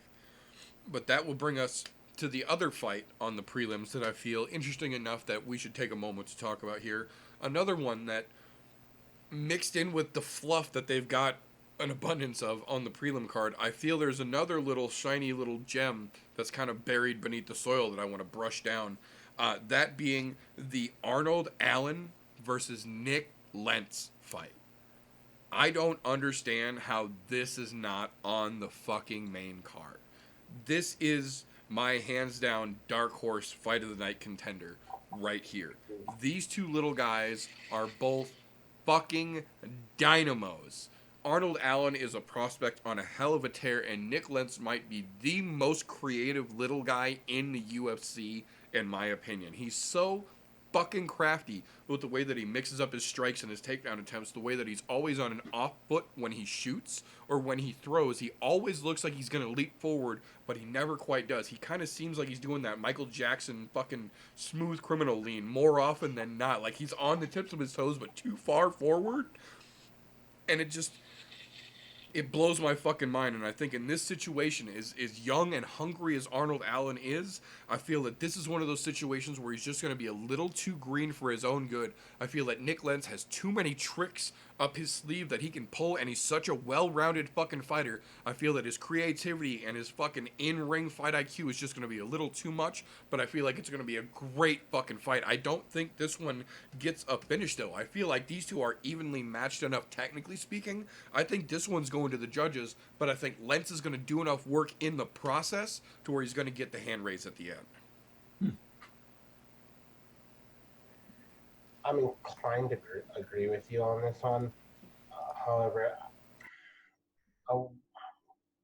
this is where I don't think Allen's going to get it done purely because Nick Lentz at this point, he's a journeyman and he's been fighting for a long fucking time. Yeah. Unfortunately, the problem with Nick is he's never been really steady. He's been hot or cold. We've seen some flashes of fucking greatness where he looks like he could make it up there and make a run at the title, and then he fucks it. Yeah. It's one of those things, to be honest, Arnold Allen has a very good chance of winning this fight, depending on which Nick Lentz shows up. True. Because we've seen a lot of hot and cold out of Nick Lentz, and to be honest, me, that's a bummer. Because I've been a fan of his for quite some time, and he just can't ever seem to string them together the right way. And for Allen being an up-and-coming prospect, this is a huge fight for him.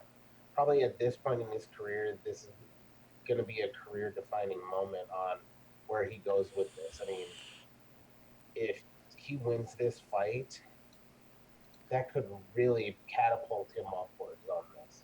And not because Nick Lentz is up there in the rankings, because he's not. He's not even top 15.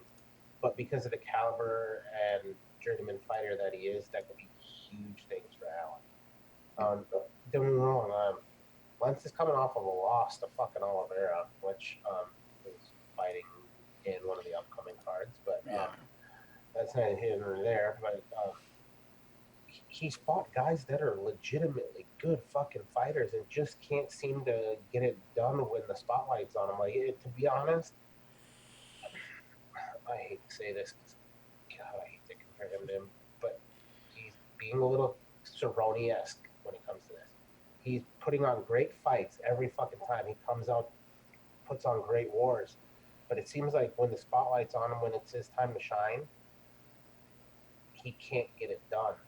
And in a fight like this, there's not a whole lot of spotlight on him. The spotlight for this fight is strictly on Arnold Allen. Because he is that up-and-coming prospect who's been stringing together some good wins. And now this is that time where you've met, at this point, I'll say it, Nick Lentz has turned into a gatekeeper. Kind of, yeah. He really has. This is, are you going to make that plunge up into the upper echelons of fighters, Allen, or are you not?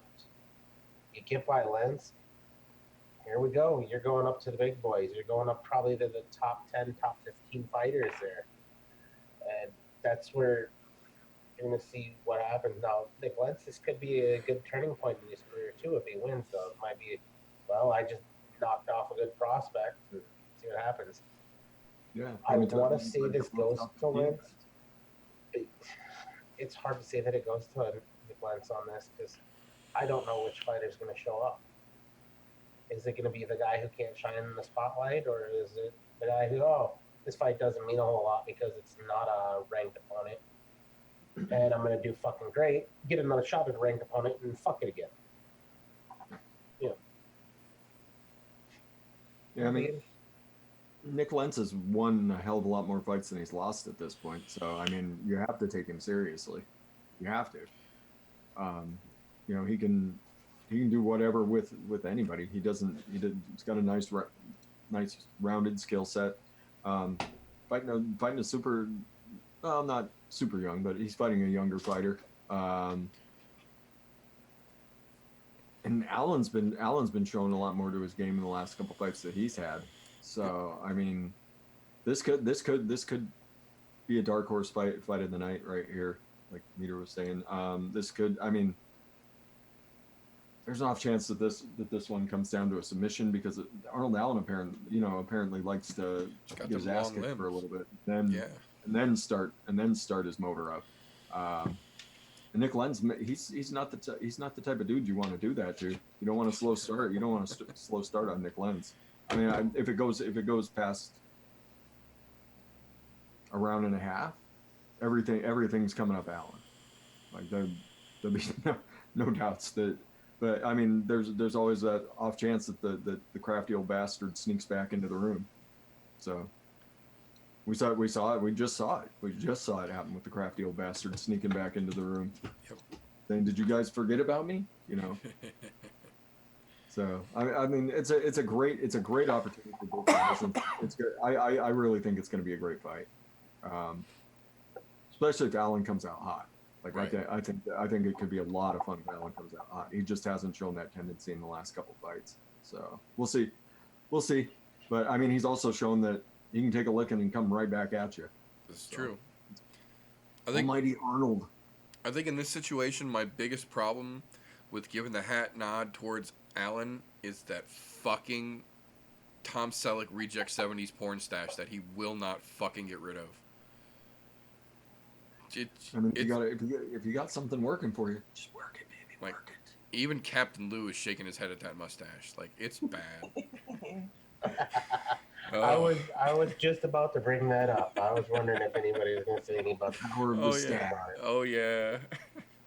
Well, he doesn't have the face for the mustache. That's the problem. No, he doesn't. There's a lot of people that don't have the face for the stash that rock it anyway. Yeah, that's one of those things that some people look right with facial hair, some people don't, and you can't force it. It's one of those things, and when you do, you look like Arnold Allen. Oof is what I'll say. Oof. Oh, man. But that will bring us into the meat and potatoes that is the meat and potatoes of this particular section of the show. The main card for this weekend's UFC Raleigh event. Now, unfortunately, much like the prelims on this particular card, the main card, sadly, is not immune to fluffy filling bullshit-itis either. Unfortunately, they've come down with a touch of it as well, so we're not going to waste time and dick around with bullshit fights on the main card when there are plenty of them that shouldn't be there. The one that I do want to talk about on the main card is actually one that we kind of alluded to earlier, and I want to talk about it mainly because I don't believe it should be on the main card. That being the Hannah Cyphers versus Angela, air quote, Overkill Hill fight. This is one of the few things that legitimately had me a little upset about this card. Literally, on my notes for this fight, I have too boring to make a call. This fight doesn't have a fucking shred of relevance. Angela Hill is in no way going to make a big fucking leap off this because she's been fighting like...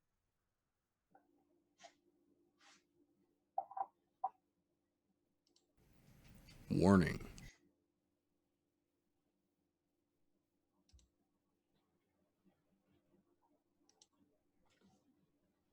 Oh, we're doing it live. We'll find out if we're back yet in a second or not. Do we have to...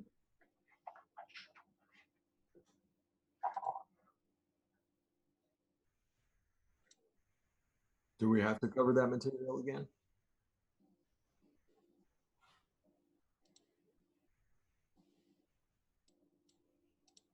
Let's see.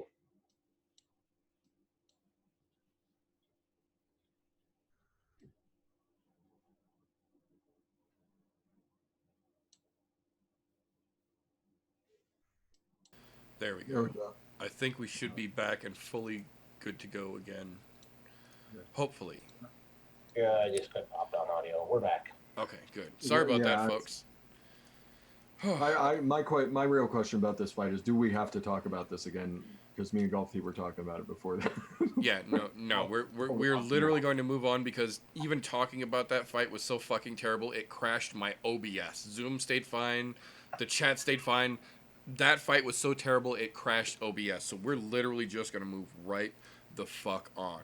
The O in OBS stands for overkill. Yeah, that's why. That's why we're talking trash. Yeah, I think they misspelled that. I think that's overhyped is what they meant to say. Right.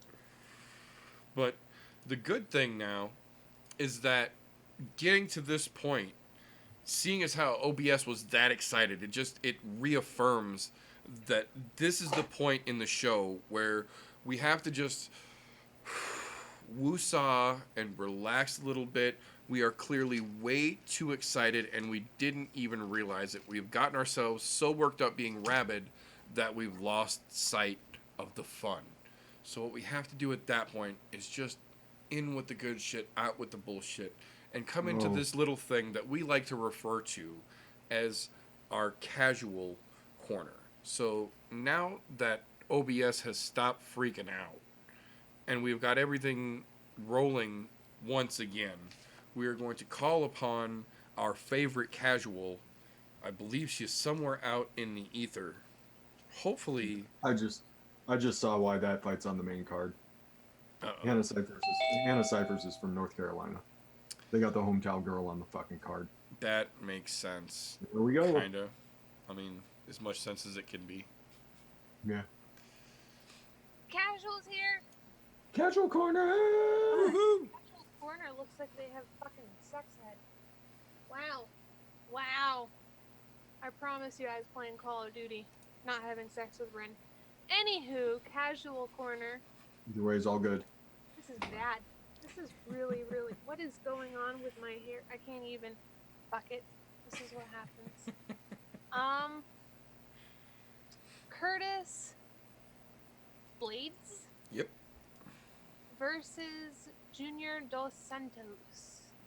Yep. I've heard Dos Santos a lot. Mm-hmm. But there was somebody before Dos Santos that sounded familiar to Dos Santos. Is it Santos? Dos Anjos. Dos Anjos. Yep. Yeah. Well, I don't know the difference. I don't know. I just don't know. So, pulling up the stats for this mighty fine event. Razor, aka Curtis, is red. So if you hear me refer to red, because I have a bad memory. And then Junior Dos Santos is blue. Let's look at the stats. We got Curtis in with an 11-2-0. So he must be an up-and-comer. He must have not been around very long. We got Junior at 21-5-0. 6'4" versus 6'4", 265. What is this? Wait, why does it say his weight's 265 and the other dude's weight's 238? Because that's what he weighs in at. 265 versus 238? Mm-hmm. How much is Red cutting down to get to this? What is the weight class? Weight limit for the heavyweights is 265. So they could be under that, but they can't go over 265. Yep. So heavyweight is one of the weird classes in MMA. Light heavyweight is 205 pounds, and heavyweight is anything from 206 to 265. That entire gamut is the heavyweight division. But the other thing that's interesting about this is that Curtis Blaydes, like a lot of heavyweights, actually cuts down to get to 265. Whereas JDS weighs in at 238 because that's what he walks around at, and he doesn't cut anything. And he's like, I could fucking eat a fucking fried sandwich right now and give no fucking. That sounds good. You gonna go air fry me a sandwich? That'd be fried awesome. sandwich. I do kind of want a ham and cheese fried sandwich now. That sounds fantastic. Chicken tenders, some cheddar cheese. Yeah. No butter on the bread. So that's pretty cool that he doesn't have to drop a bunch of crazy weight and just be himself. I like that. But I don't know. It's looking like a tie because we got 75% KO TKO for Blaydes and 71% KO TKO for Dos Santos. Submission 0% for Blaydes. Dos Santos 5, decision 25, decision 24. This is a pretty fair matchup. Let's see. Significant strikes landed per minute. Looks like Dos Santos throws more per minute. But about right. Blaydes gets more significant strikes. Yep. That also sounds right. Dos Santos absorbs more hits per minute than Blaydes does too. Yep. It's basically like a whack 'em until you get that shot in. JDS is kind of a stand and bang kind of dude versus Blaydes, who is more of a take you down and hit you when I got you on the ground kind of dude. Oh, I don't like ground pound humping. Yeah, he's not a ground and pound humper. Yeah, no, he's gonna take you to the ground and smash your face in. Yeah, it doesn't matter what angle he's at. He could have side control. He could have full mount. And he could be back. And he could be. Have I ever seen Curtis fight? I think you may have seen him fight once last summer. Oh, that was too long ago for me to remember. It's been a little bit.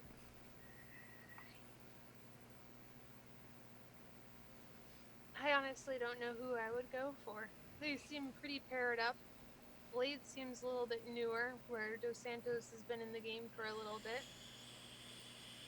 There's got quite a good weight reach. I'm almost tempted to go for the weight, but I always say don't underestimate the skinny guy. Junior Dos Santos does not look skinny. Yeah, I was gonna say, I don't know if you call him skinny, but skinnier, yeah. 230. That's not. I don't know. Curtis has more weight on him. He has a better reach on him by like 3 inches. The leg reach, he's got fucking 5 inches. Legs are just fucking Spidey legs, apparently. We're going for Curtis, just because he's so massive. I like massive, like, poundy people. I like the massive poundy people. I do think Dos Santos will give him a run for his money, but I'm going for Curtis. Good call. Yeah. Good call. I like your analysis, Lemmy. And your floofy hair. It's more docile now. We're good. Casual corner out.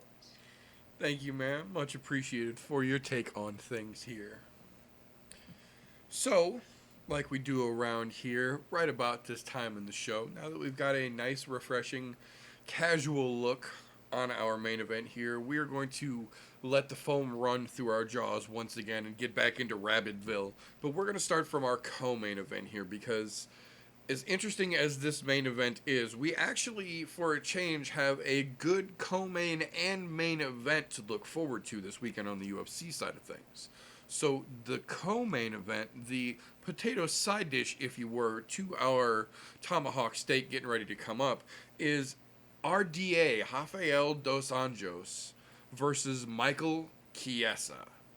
Now, this is going to be an interesting match for a number of reasons here. RDA has basically not been able to decide whether he's going to be a 155-pound fighter or a 170-pound fighter. Much like some other folks that we just saw last weekend here. The difference, in my opinion, is that when we see RDA go up to 170 pounds, he seems a little faster. He seems like he's still got the good gas tank. But he's one of the few people, for my taste at least, that when he goes up in weight, does not seem to carry his power or extend his power when he goes up.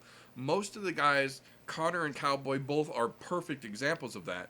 When we see them fight at 170, when either one of those two connects with a guy at 170, you see a very noticeable oh shit moment. Whereas both of them at 155 have absolute power to connect with a guy and get their attention, but not quite that same oh shit realization like when they get clipped from those guys at 170.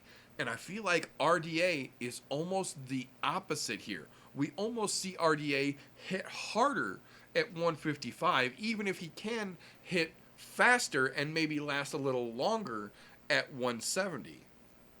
The problem is Chiesa isn't gonna want to stand and bang. That's not his fucking wheelhouse, never has been, hopefully never fucking will be. Chiesa is the most dangerous when he's got you on the ground and he can throw some weird fucking submission at you from an angle that you don't expect it, because he really does have a great submission game, even though he does have a verbal tap on his own record. Everybody gets a Howard Dean moment, I understand. Somebody needs a in their background once in a while, or you're just not living, I think.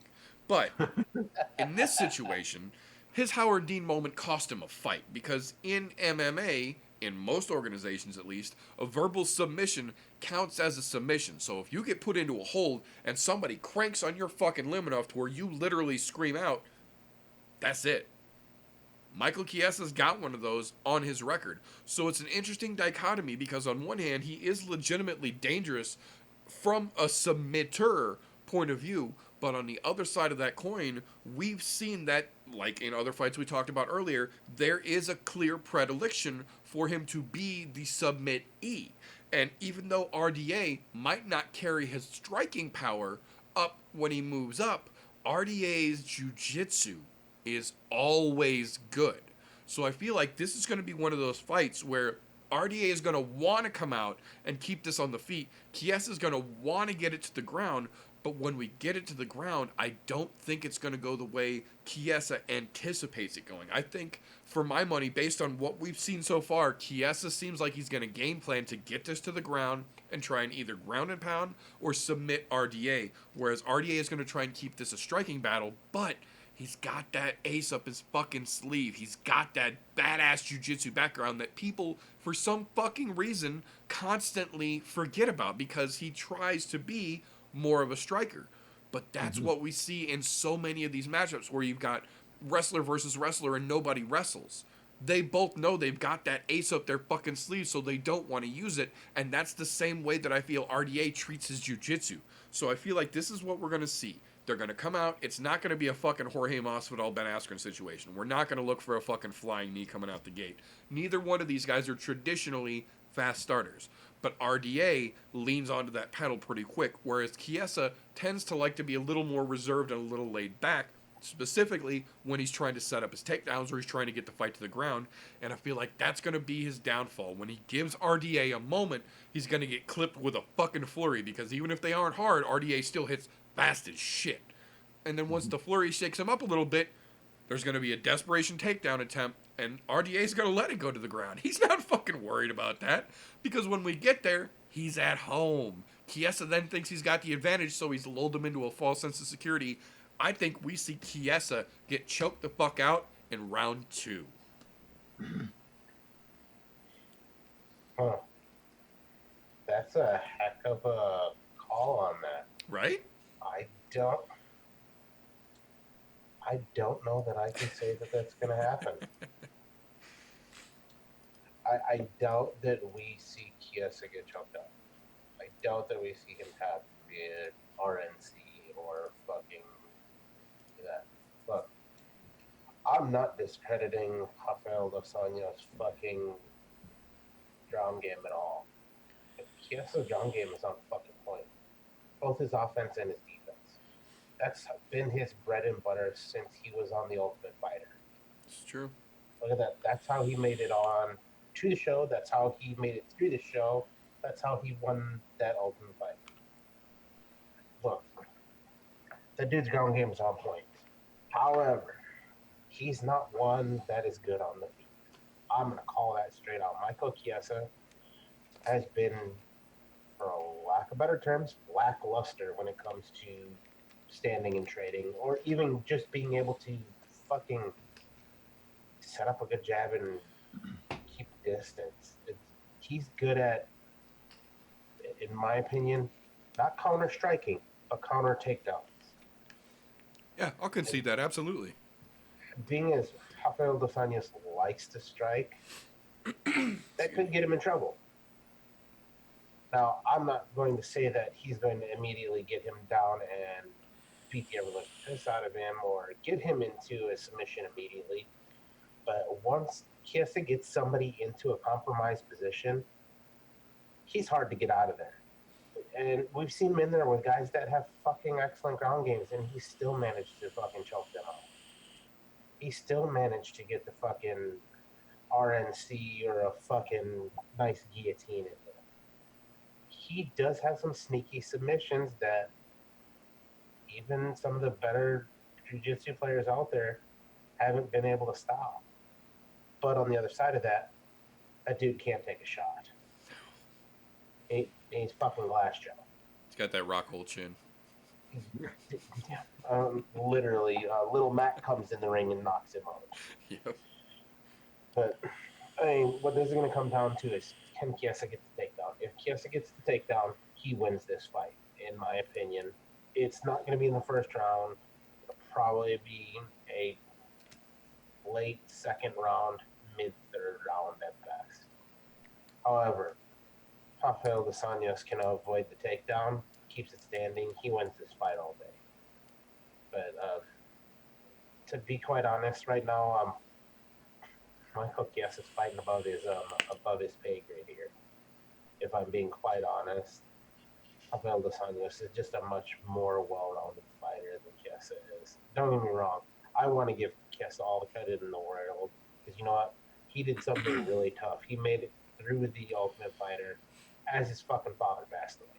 Very true. That takes a lot of hearts and a lot of guts. And you know what? My hat's off to you, but you're also a crybaby bitch. Yep. Namely for the, oh my God, you threw something in the fucking bus, so I'm going to have to sue you now. Go fuck right off.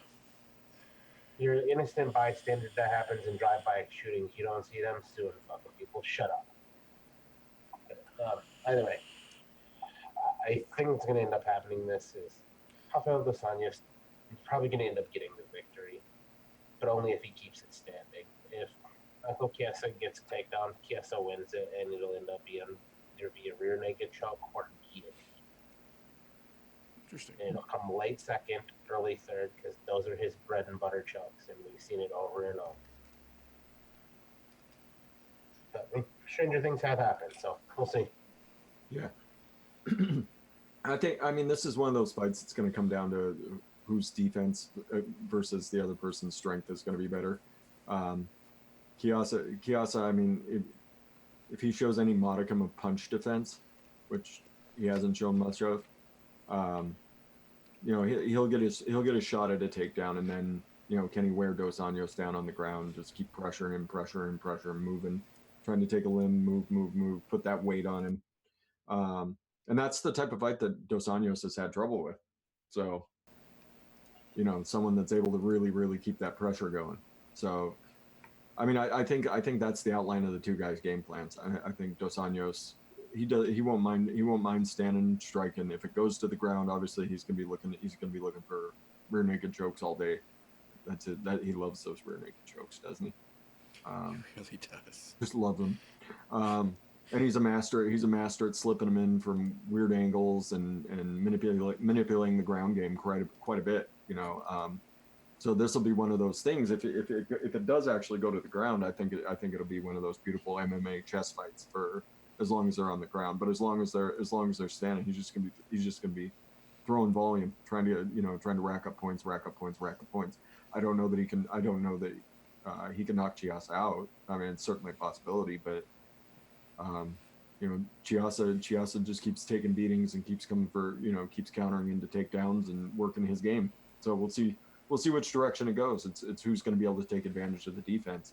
Who's going to be able to take advantage of the other person's weakness. And at this point, I gotta say Am I going with Golf Tee?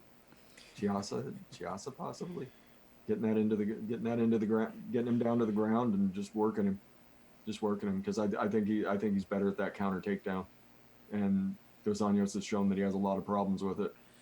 So protect your neck, son. Protect your neck. That's all I gotta say. It's the name of the damn game. It's one of the most important rules in the fucking game too. Yep. It'll definitely be interesting to see how that one shakes out.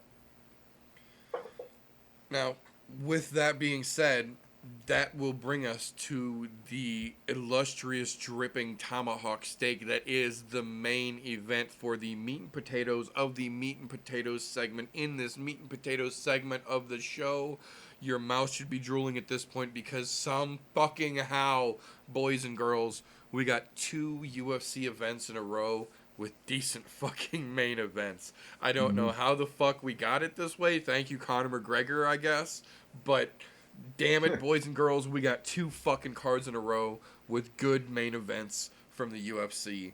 This is the title for the card. The reason we're doing it in Raleigh, North Carolina. UFC Raleigh's Curtis Blaydes versus Junior Dos Santos heavyweight matchup. Like our favorite casual alluded to earlier, on paper, this is a fucking tough match to call. Because if you're just looking at the numbers, if you're strictly doing MMA math, this is a hard one to work the equations out for. Everything on both sides balances real fucking close. The thing that helped me kind of look a little deeper into this fight is literally to just look back at the top of those numbers, because at the top of every stat page for every fighter is their record. Even though Curtis Blaydes and JDS might have similar records percentage-wise, when you look at the number, the actual number of total fights, there's a very large distance. I'm talking Grand Canyon-sized difference in the experience that these 2 fighters have. And that's not overall. I'm just strictly talking here about MMA, because if we're talking about overall experience, the time that JDS has in fighting would, I'd say, absolutely be comparable, if not maybe even a little less than what Curtis Blaydes has in the wrestling side of the world. And while he might not be your go-to name recognizable D1 All-American, Curtis Blaydes is also nothing to overlook in terms of any aspect of his MMA game.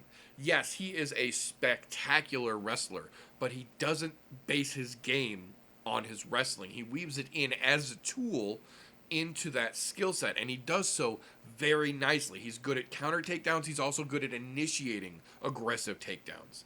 The issue I think that's going to make this really interesting is that the guy he's going up against in Junior Dos Santos, basically for, I'm not trying to discredit his early work by any stretch of the imagination, but for the average person, for the most recognizable notoriety, JDS made his name off of his fights with what we have seen as arguably the best big man wrestler the UFC had to offer in Cain Velasquez. Those 2 had some of the greatest wars the UFC had ever seen, and the vast majority of all of those wars relied around the going back and forth between the striking and the takedown. It made the difference one way or the other in every one of those fucking landmark fights that those 2 have been through.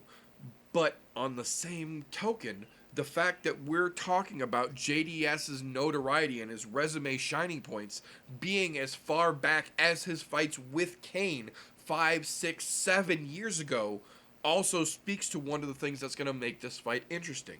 While we know that JDS is capable of being one of the baddest heavyweights on the fucking planet, the prime where we saw the baddest JDS that we have ever seen was a couple of years ago.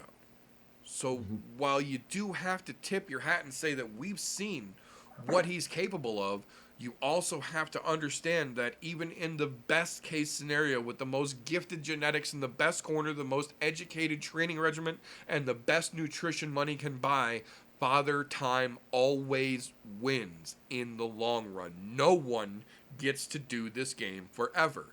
And JDS as much as it hurts me to say it, is on the 19th hole. This dude should have hung his clubs up and returned his cart a couple of fucking swings ago. He is absolutely and undeniably a future Hall of Famer and one of the very few people on the big man side of things who has been able to show a legitimate, well-rounded game to the point of legendary status. All aspects of his game. But that side of JDS was exhibited in its prime years ago. That's not the JDS that we're going to see this weekend. And the proof in the pudding for that is we've already seen both Kane and JDS try to make a resurgence in the last year, and we've seen both of them meet the exact same fate, albeit from different sides of the game.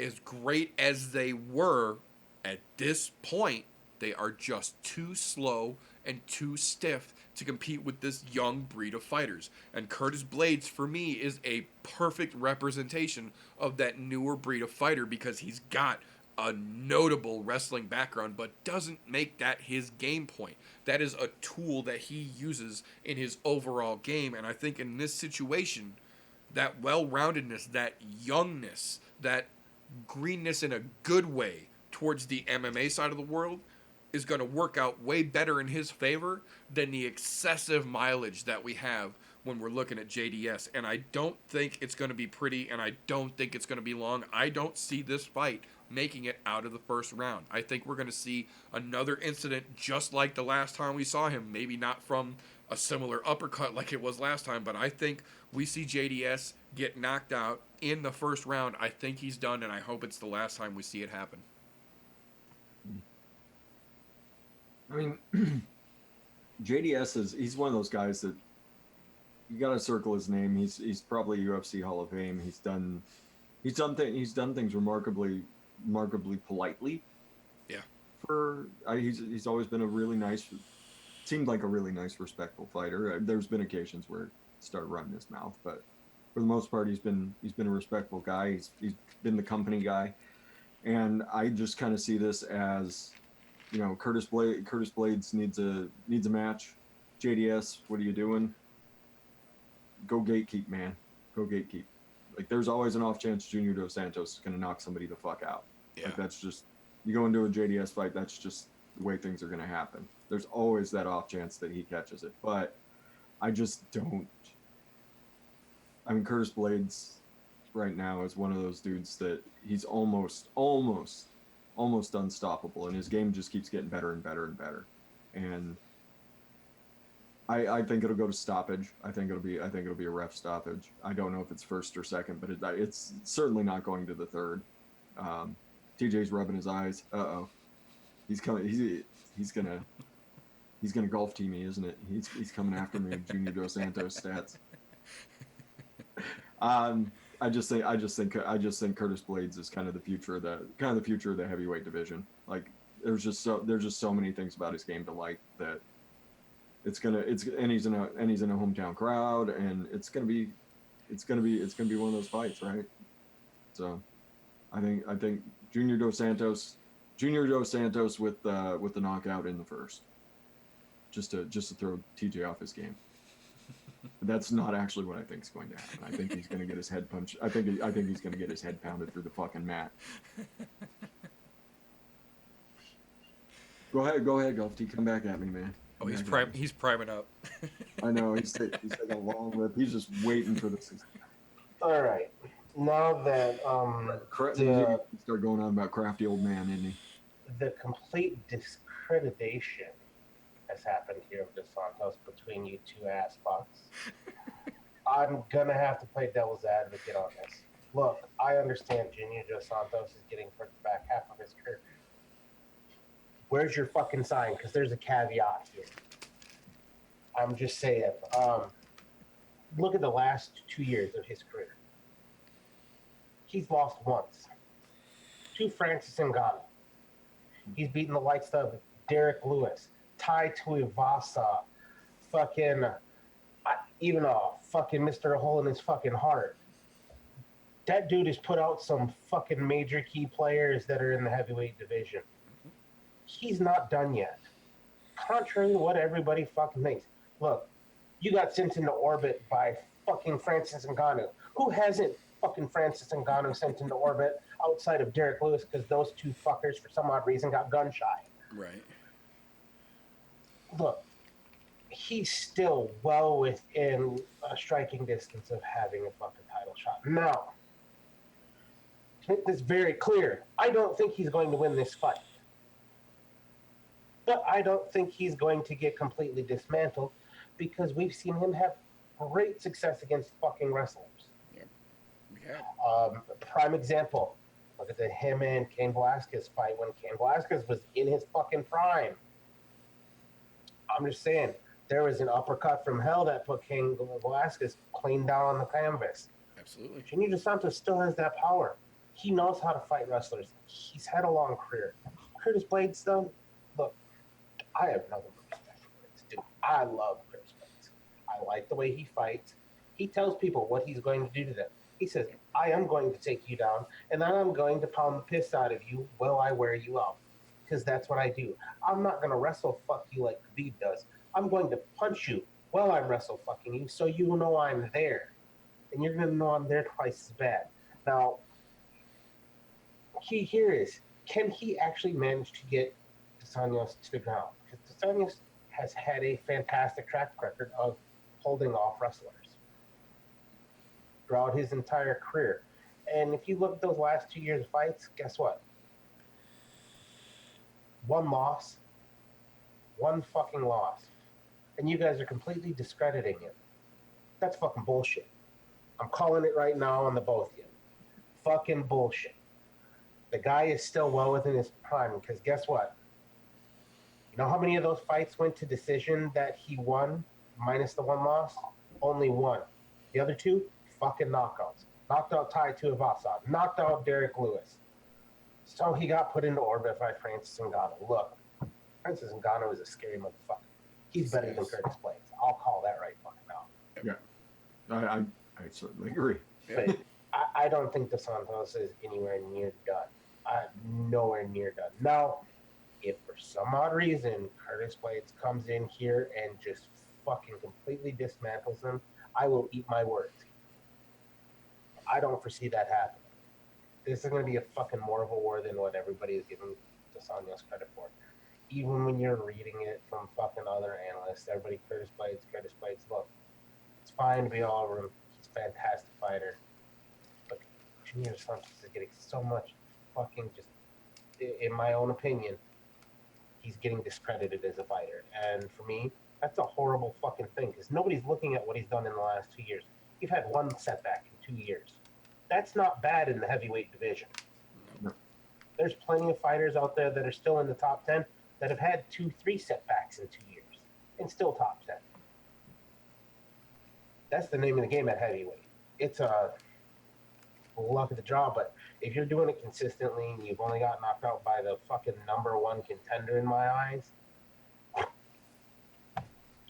fuck 'em. It is what it is. And that's right. I'm calling Ngannou the number one contender over Daniel Crybaby Bitch DC Cormier. Oh, yeah. He's by far a much better fighter than him. And DC somehow managed to avoid having to fight that motherfucker in an actual fist fight. How the fuck did that happen? Dumb that's luck. neither here nor there. And at least Stipe's fought him. Right? But, either way, we're not talking about that. Curtis Blaydes, on the other hand, his wrestling is fucking phenomenal. He really is an outstanding wrestler. And for a heavyweight, he's got a gas tank for days. Yeah. And I'm saying that for a heavy, his gas tank is better than most in the heavyweight division. There's very few that rank up there with his gas tank, especially with the type of fighting he does that's so heavily wrestling based. Yep. I just don't see this being an easy fight for him. To be honest, I wouldn't be surprised if we see a patented Junior Dos Santos uppercut and that dude going 99 with inside of 2.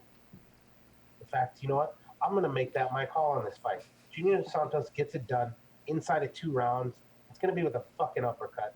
Curtis Blaydes is going to sleep. As much as I don't want to see him go to sleep because I love him as a fighter, I have to, for everybody who's discrediting him, fuck you guys. Junior Dos Santos with inside of 2 rounds. So I will say this. Being that JDS is JDS, there is absolutely every fucking undeniable possibility that at any point in that fight, from the starting bell until the final bell, that he can whip one of those fucking uppercuts out of nowhere and put anybody on the fucking roster on their ass. My point here, in my discreditation, which I firmly stand behind, is that the main differentiating factor for me in the heavyweight division isn't power, it isn't speed, it isn't your toolbox. The most important thing for heavyweights is recovery. Mm-hmm. As you get older, recovery becomes more and more difficult to begin with. Then you factor in recovering as a heavyweight gets exponentially more difficult at that point. So now you're talking about a potential older gentleman who's fighting at heavyweight and already naturally has recovery going against him. And then you look at the reason that we didn't see JDS before now in the end of the 2019 year. Because that gentleman was in the hospital just a month and change ago with a blood infection that nearly killed him. JDS or not, when you're pushing past 40 as a heavyweight professional fighter with a history of injuries that take significant time to recover from, and then you add a blood-borne infection that nearly killed him just a few months ago, and the heavyweight factor and the age factor all come into play with that, I don't think he's ready for Curtis Blaydes as much as he might think he is. And I think that's going to be the deciding factor for me, the recovery that he didn't get. I think you might have his age backwards. He's younger than all of us. He's only 35 years old. JDS or Blaydes? JDS is only 35. All right, now I got to Google. Yeah, he's younger than all of us currently, if I'm not mistaken. I know Blaydes is 28. Yeah, Blaydes is young in his career. JDS, on the other hand, he's not as young as him, but he's not over 40 at this point. Let me double check just to make sure. I'm pretty sure he's 35 now.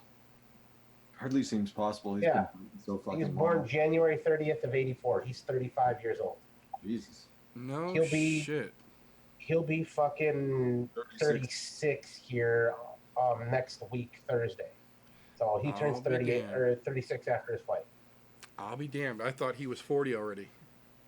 Yeah, so, well, I understand the diminishing returns with age, and he's into that category now. Now, it's not quite as bad at 40, or quite as bad at 35. In fact, it's nowhere near as bad once you get over that 40 to 45 mark there. No offense to my friends that are older than 40. Unfortunately, that is what it is. Father time is all of us. You old bastard.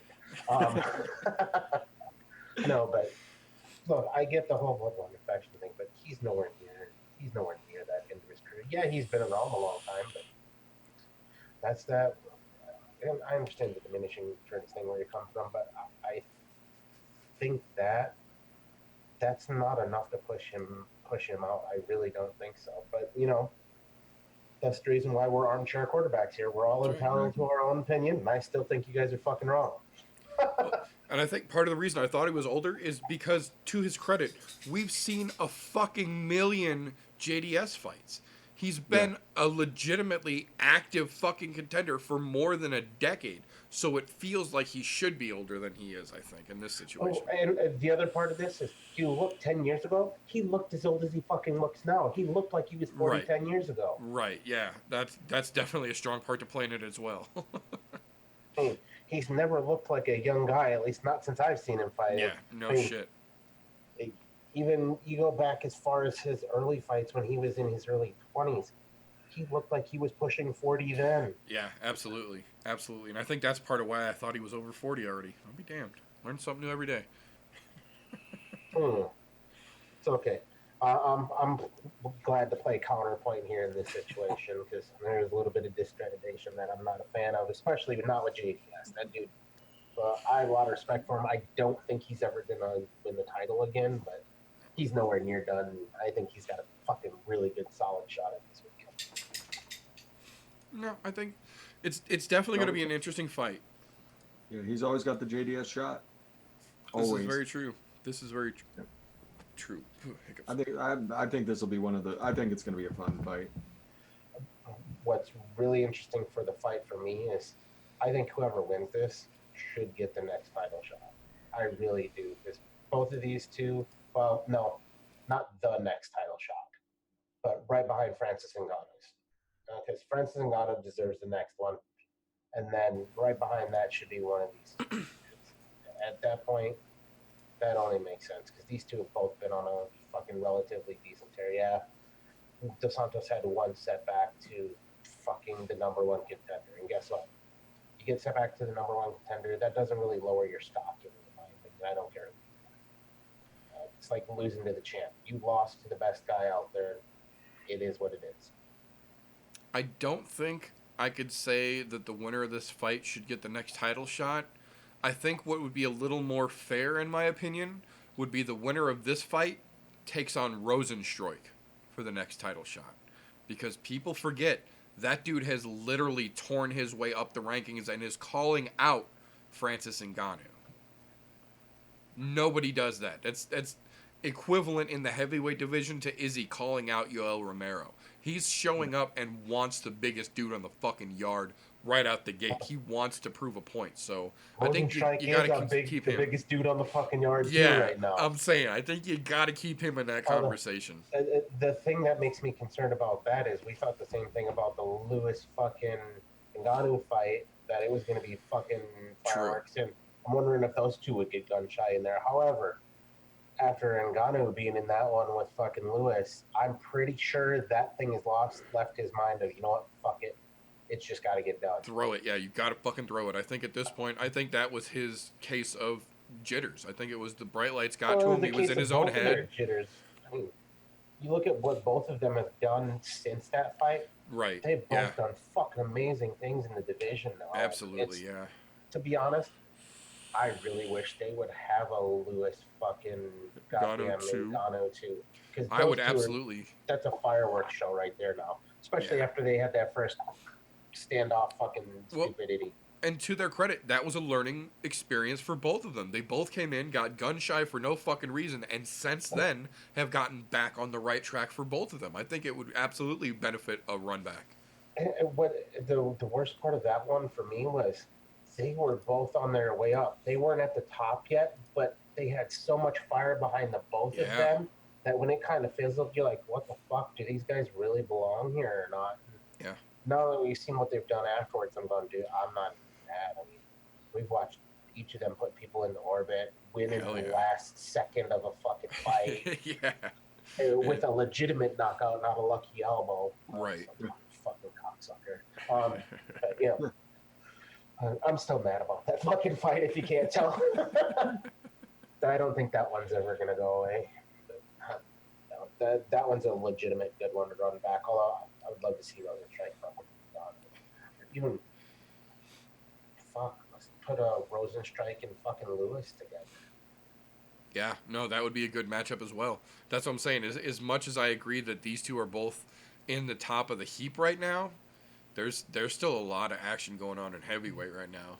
You know, the one thing that I question about Rosenstruik, though, he was getting worked by Alistair Overeem until the end of that fight. He was legitimately getting worked in a very solid way. He wasn't doing a fuck ton of damage to him, but he was avoiding damage. And right. I'm going, Ngannou's a lot better of a striker than fucking Alistair is at this point in his career. And that's not taking anything away from fucking Alistair, because Alistair's still a fucking animal. That's what I was just going to say. On the same page as the fact that you have to still remember that that's still JDS. That's also still Alistair fucking Overeem, too. So he's got the striking pedigree that he should have been out-striking him that much. Yeah, so, I mean, it could be that he just got the lucky strike, and maybe he's not as good as we think he is. Right. But at the same time, he managed to hang there through that whole fight and finally land it and blow that dude's face apart like he stuck a hand grenade in his fucking mouth. Yeah. No, it's something you absolutely have to keep in the back of your mind when you start talking about the heavyweight division as well. So I think there's a lot going on right now that we should have, knock on fake wood, we should have a decent 2020s worth of fights lined up if the first quarter's announcements so far are any indication. It looks like they're putting together some pretty good matchups, and it looks like a lot of the divisions are really starting to shake up to where it's going to be great for the fans and for the fights themselves. But that is all we've got for this particular episode of the I'm No Joe Show. So first and foremost, I would like to thank everybody who is watching this, who is listening to this, whether you are here with us live, whether you are catching this on a replay, whether you are listening to this in just the audio version. Either way, thank you guys for supporting this show. Like I said, we hit some decent milestones this week, and we are only going up from here. We have got a ton in the pipeline waiting to show you fine folks what we have got up our sleeves. But the important part here, if we entertained you, if we made you laugh, if we gave you something to think about, if we brought you a point of view you didn't have before the show started, I ask you, give us a thumbs up, subscribe if it tickles your fancy, share an episode if we really gave you something to cook around your noodle. But on the other side of that coin, if we just seem like a couple of dipshits talking into our cameras without knowing what the fuck we've actually got going on, give us a thumbs down, and I won't dispute it because we earned it. But before we get out of here, I want to take a moment. I want to thank these fine folks who have come here to talk some shit with me and give me different points of view that I don't always look to see. So if for some reason folks are not as fresh as they could possibly fucking be, how can they go about getting in touch with you after this show, fine sir? We'll be live tomorrow on my channel, youtube.com/fresh03. We'll be doing some tasty mixing, hanging out, talking some shit. So same as always. And then Saturday we're doing Pokemon Poke Mixing Generation 2. Oh, so shit. That's going to be fun. That's going to be fun on Saturday. But I'm live all the time. I'm on everybody's channels. I'm around. I'm easy to find. Well, thank you for your time here, sir. I definitely appreciate it. My pleasure. And now, somehow, I don't know how this could possibly happen, but somehow, if someone has managed to make it this deep in and doesn't understand why Green Bay was still able to come that close, but they need an ear bashing to just set their day off, how would they go about getting a hold of the Golf T Vapes himself? Before I tell them how I want to get a hold of myself, there's something that's been burning inside of me since the beginning of the show that I haven't had a chance to let out. So I need to let this out right now. By all means. And I'm hoping that this person somehow manages to catch this through the pipe somehow. Kevin Lee, shut your fucking mouth. You're talking way above your pay grade. Just because you switch camps and won one fight doesn't make you God's gift to fucking the UFC. Shut the fuck up and earn your right to talk shit about those people above you. To include Cowboy, fucking Connor, and everyone else that you decided to open your raggedy ass mouth about. In fact, you know what? How about you open your raggedy ass mouth to somebody like Jorge so he can feed you a 3-piece in the whole buffet. Teach you that it's super necessary to shut the fuck up. All right, now that that's out of the way and I feel better because I was sick of hearing that nonsensicalness replayed over and over and over this week. You guys can catch me Wednesday nights, right somewhere here on the YouTube. The Golf T Vapes, 9:30 Central Time. You can also find me on the Instagrizzles. Shoot me a message. I will gladly go back and forth with you. Kevin Lee, if you don't like what I have to say, fuck off. I don't give a goddamn. Damn. It's a blast. Glad I got that off my chest. I feel better now. It's, some people talking above their pay grade really bothers the fuck out of me. Understandable. So, thank you, sir, for donating your time to this hell of a shit show that we run around here. I appreciate your input as always. So, folks, that is all we have got for this fine evening. Again, I do want to take a moment to let people know if you are watching this on YouTube, you also have the option to catch the audio-only version of this. Anchor.fm/I'mNoJoe. I make a point to upload the show in audio form Friday morning, first thing after a Thursday night I'm No Joe show, so you can catch this immediately in audio form for your ride to work tomorrow if you want. The opposite side of the house, if you have only heard this in audio form because I have been trying to push the hell out of the audio version, we do this in video form live most Thursday nights at 9:30 p.m. Central-ish. on YouTube, feel free to come look at the ugly mugs you've been listening to talk, or stop looking at these ugly mugs you've been watching, however the case may fall for you. Either way, I appreciate everybody that has helped us get here, and I can't wait to show you what we've got going next. But that's it for tonight. So remember, folks, don't let ignorance stop you.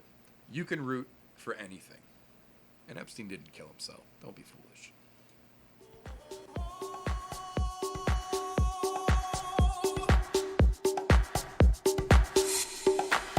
Everybody was kung fu fighting. Those kids were fast as lightning.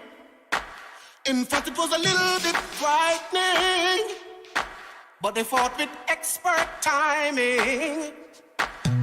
There were funky Chinamen from funky Chinatown. They were chopping them up, they were chopping them down. It's an ancient Chinese art, and everybody knew their part. From a fainting to a slip, and a kicking from the hip. Everybody was kung fu fighting. Those kids were fast as lightning. In fact, it was a little bit frightening, but they fought with expert timing.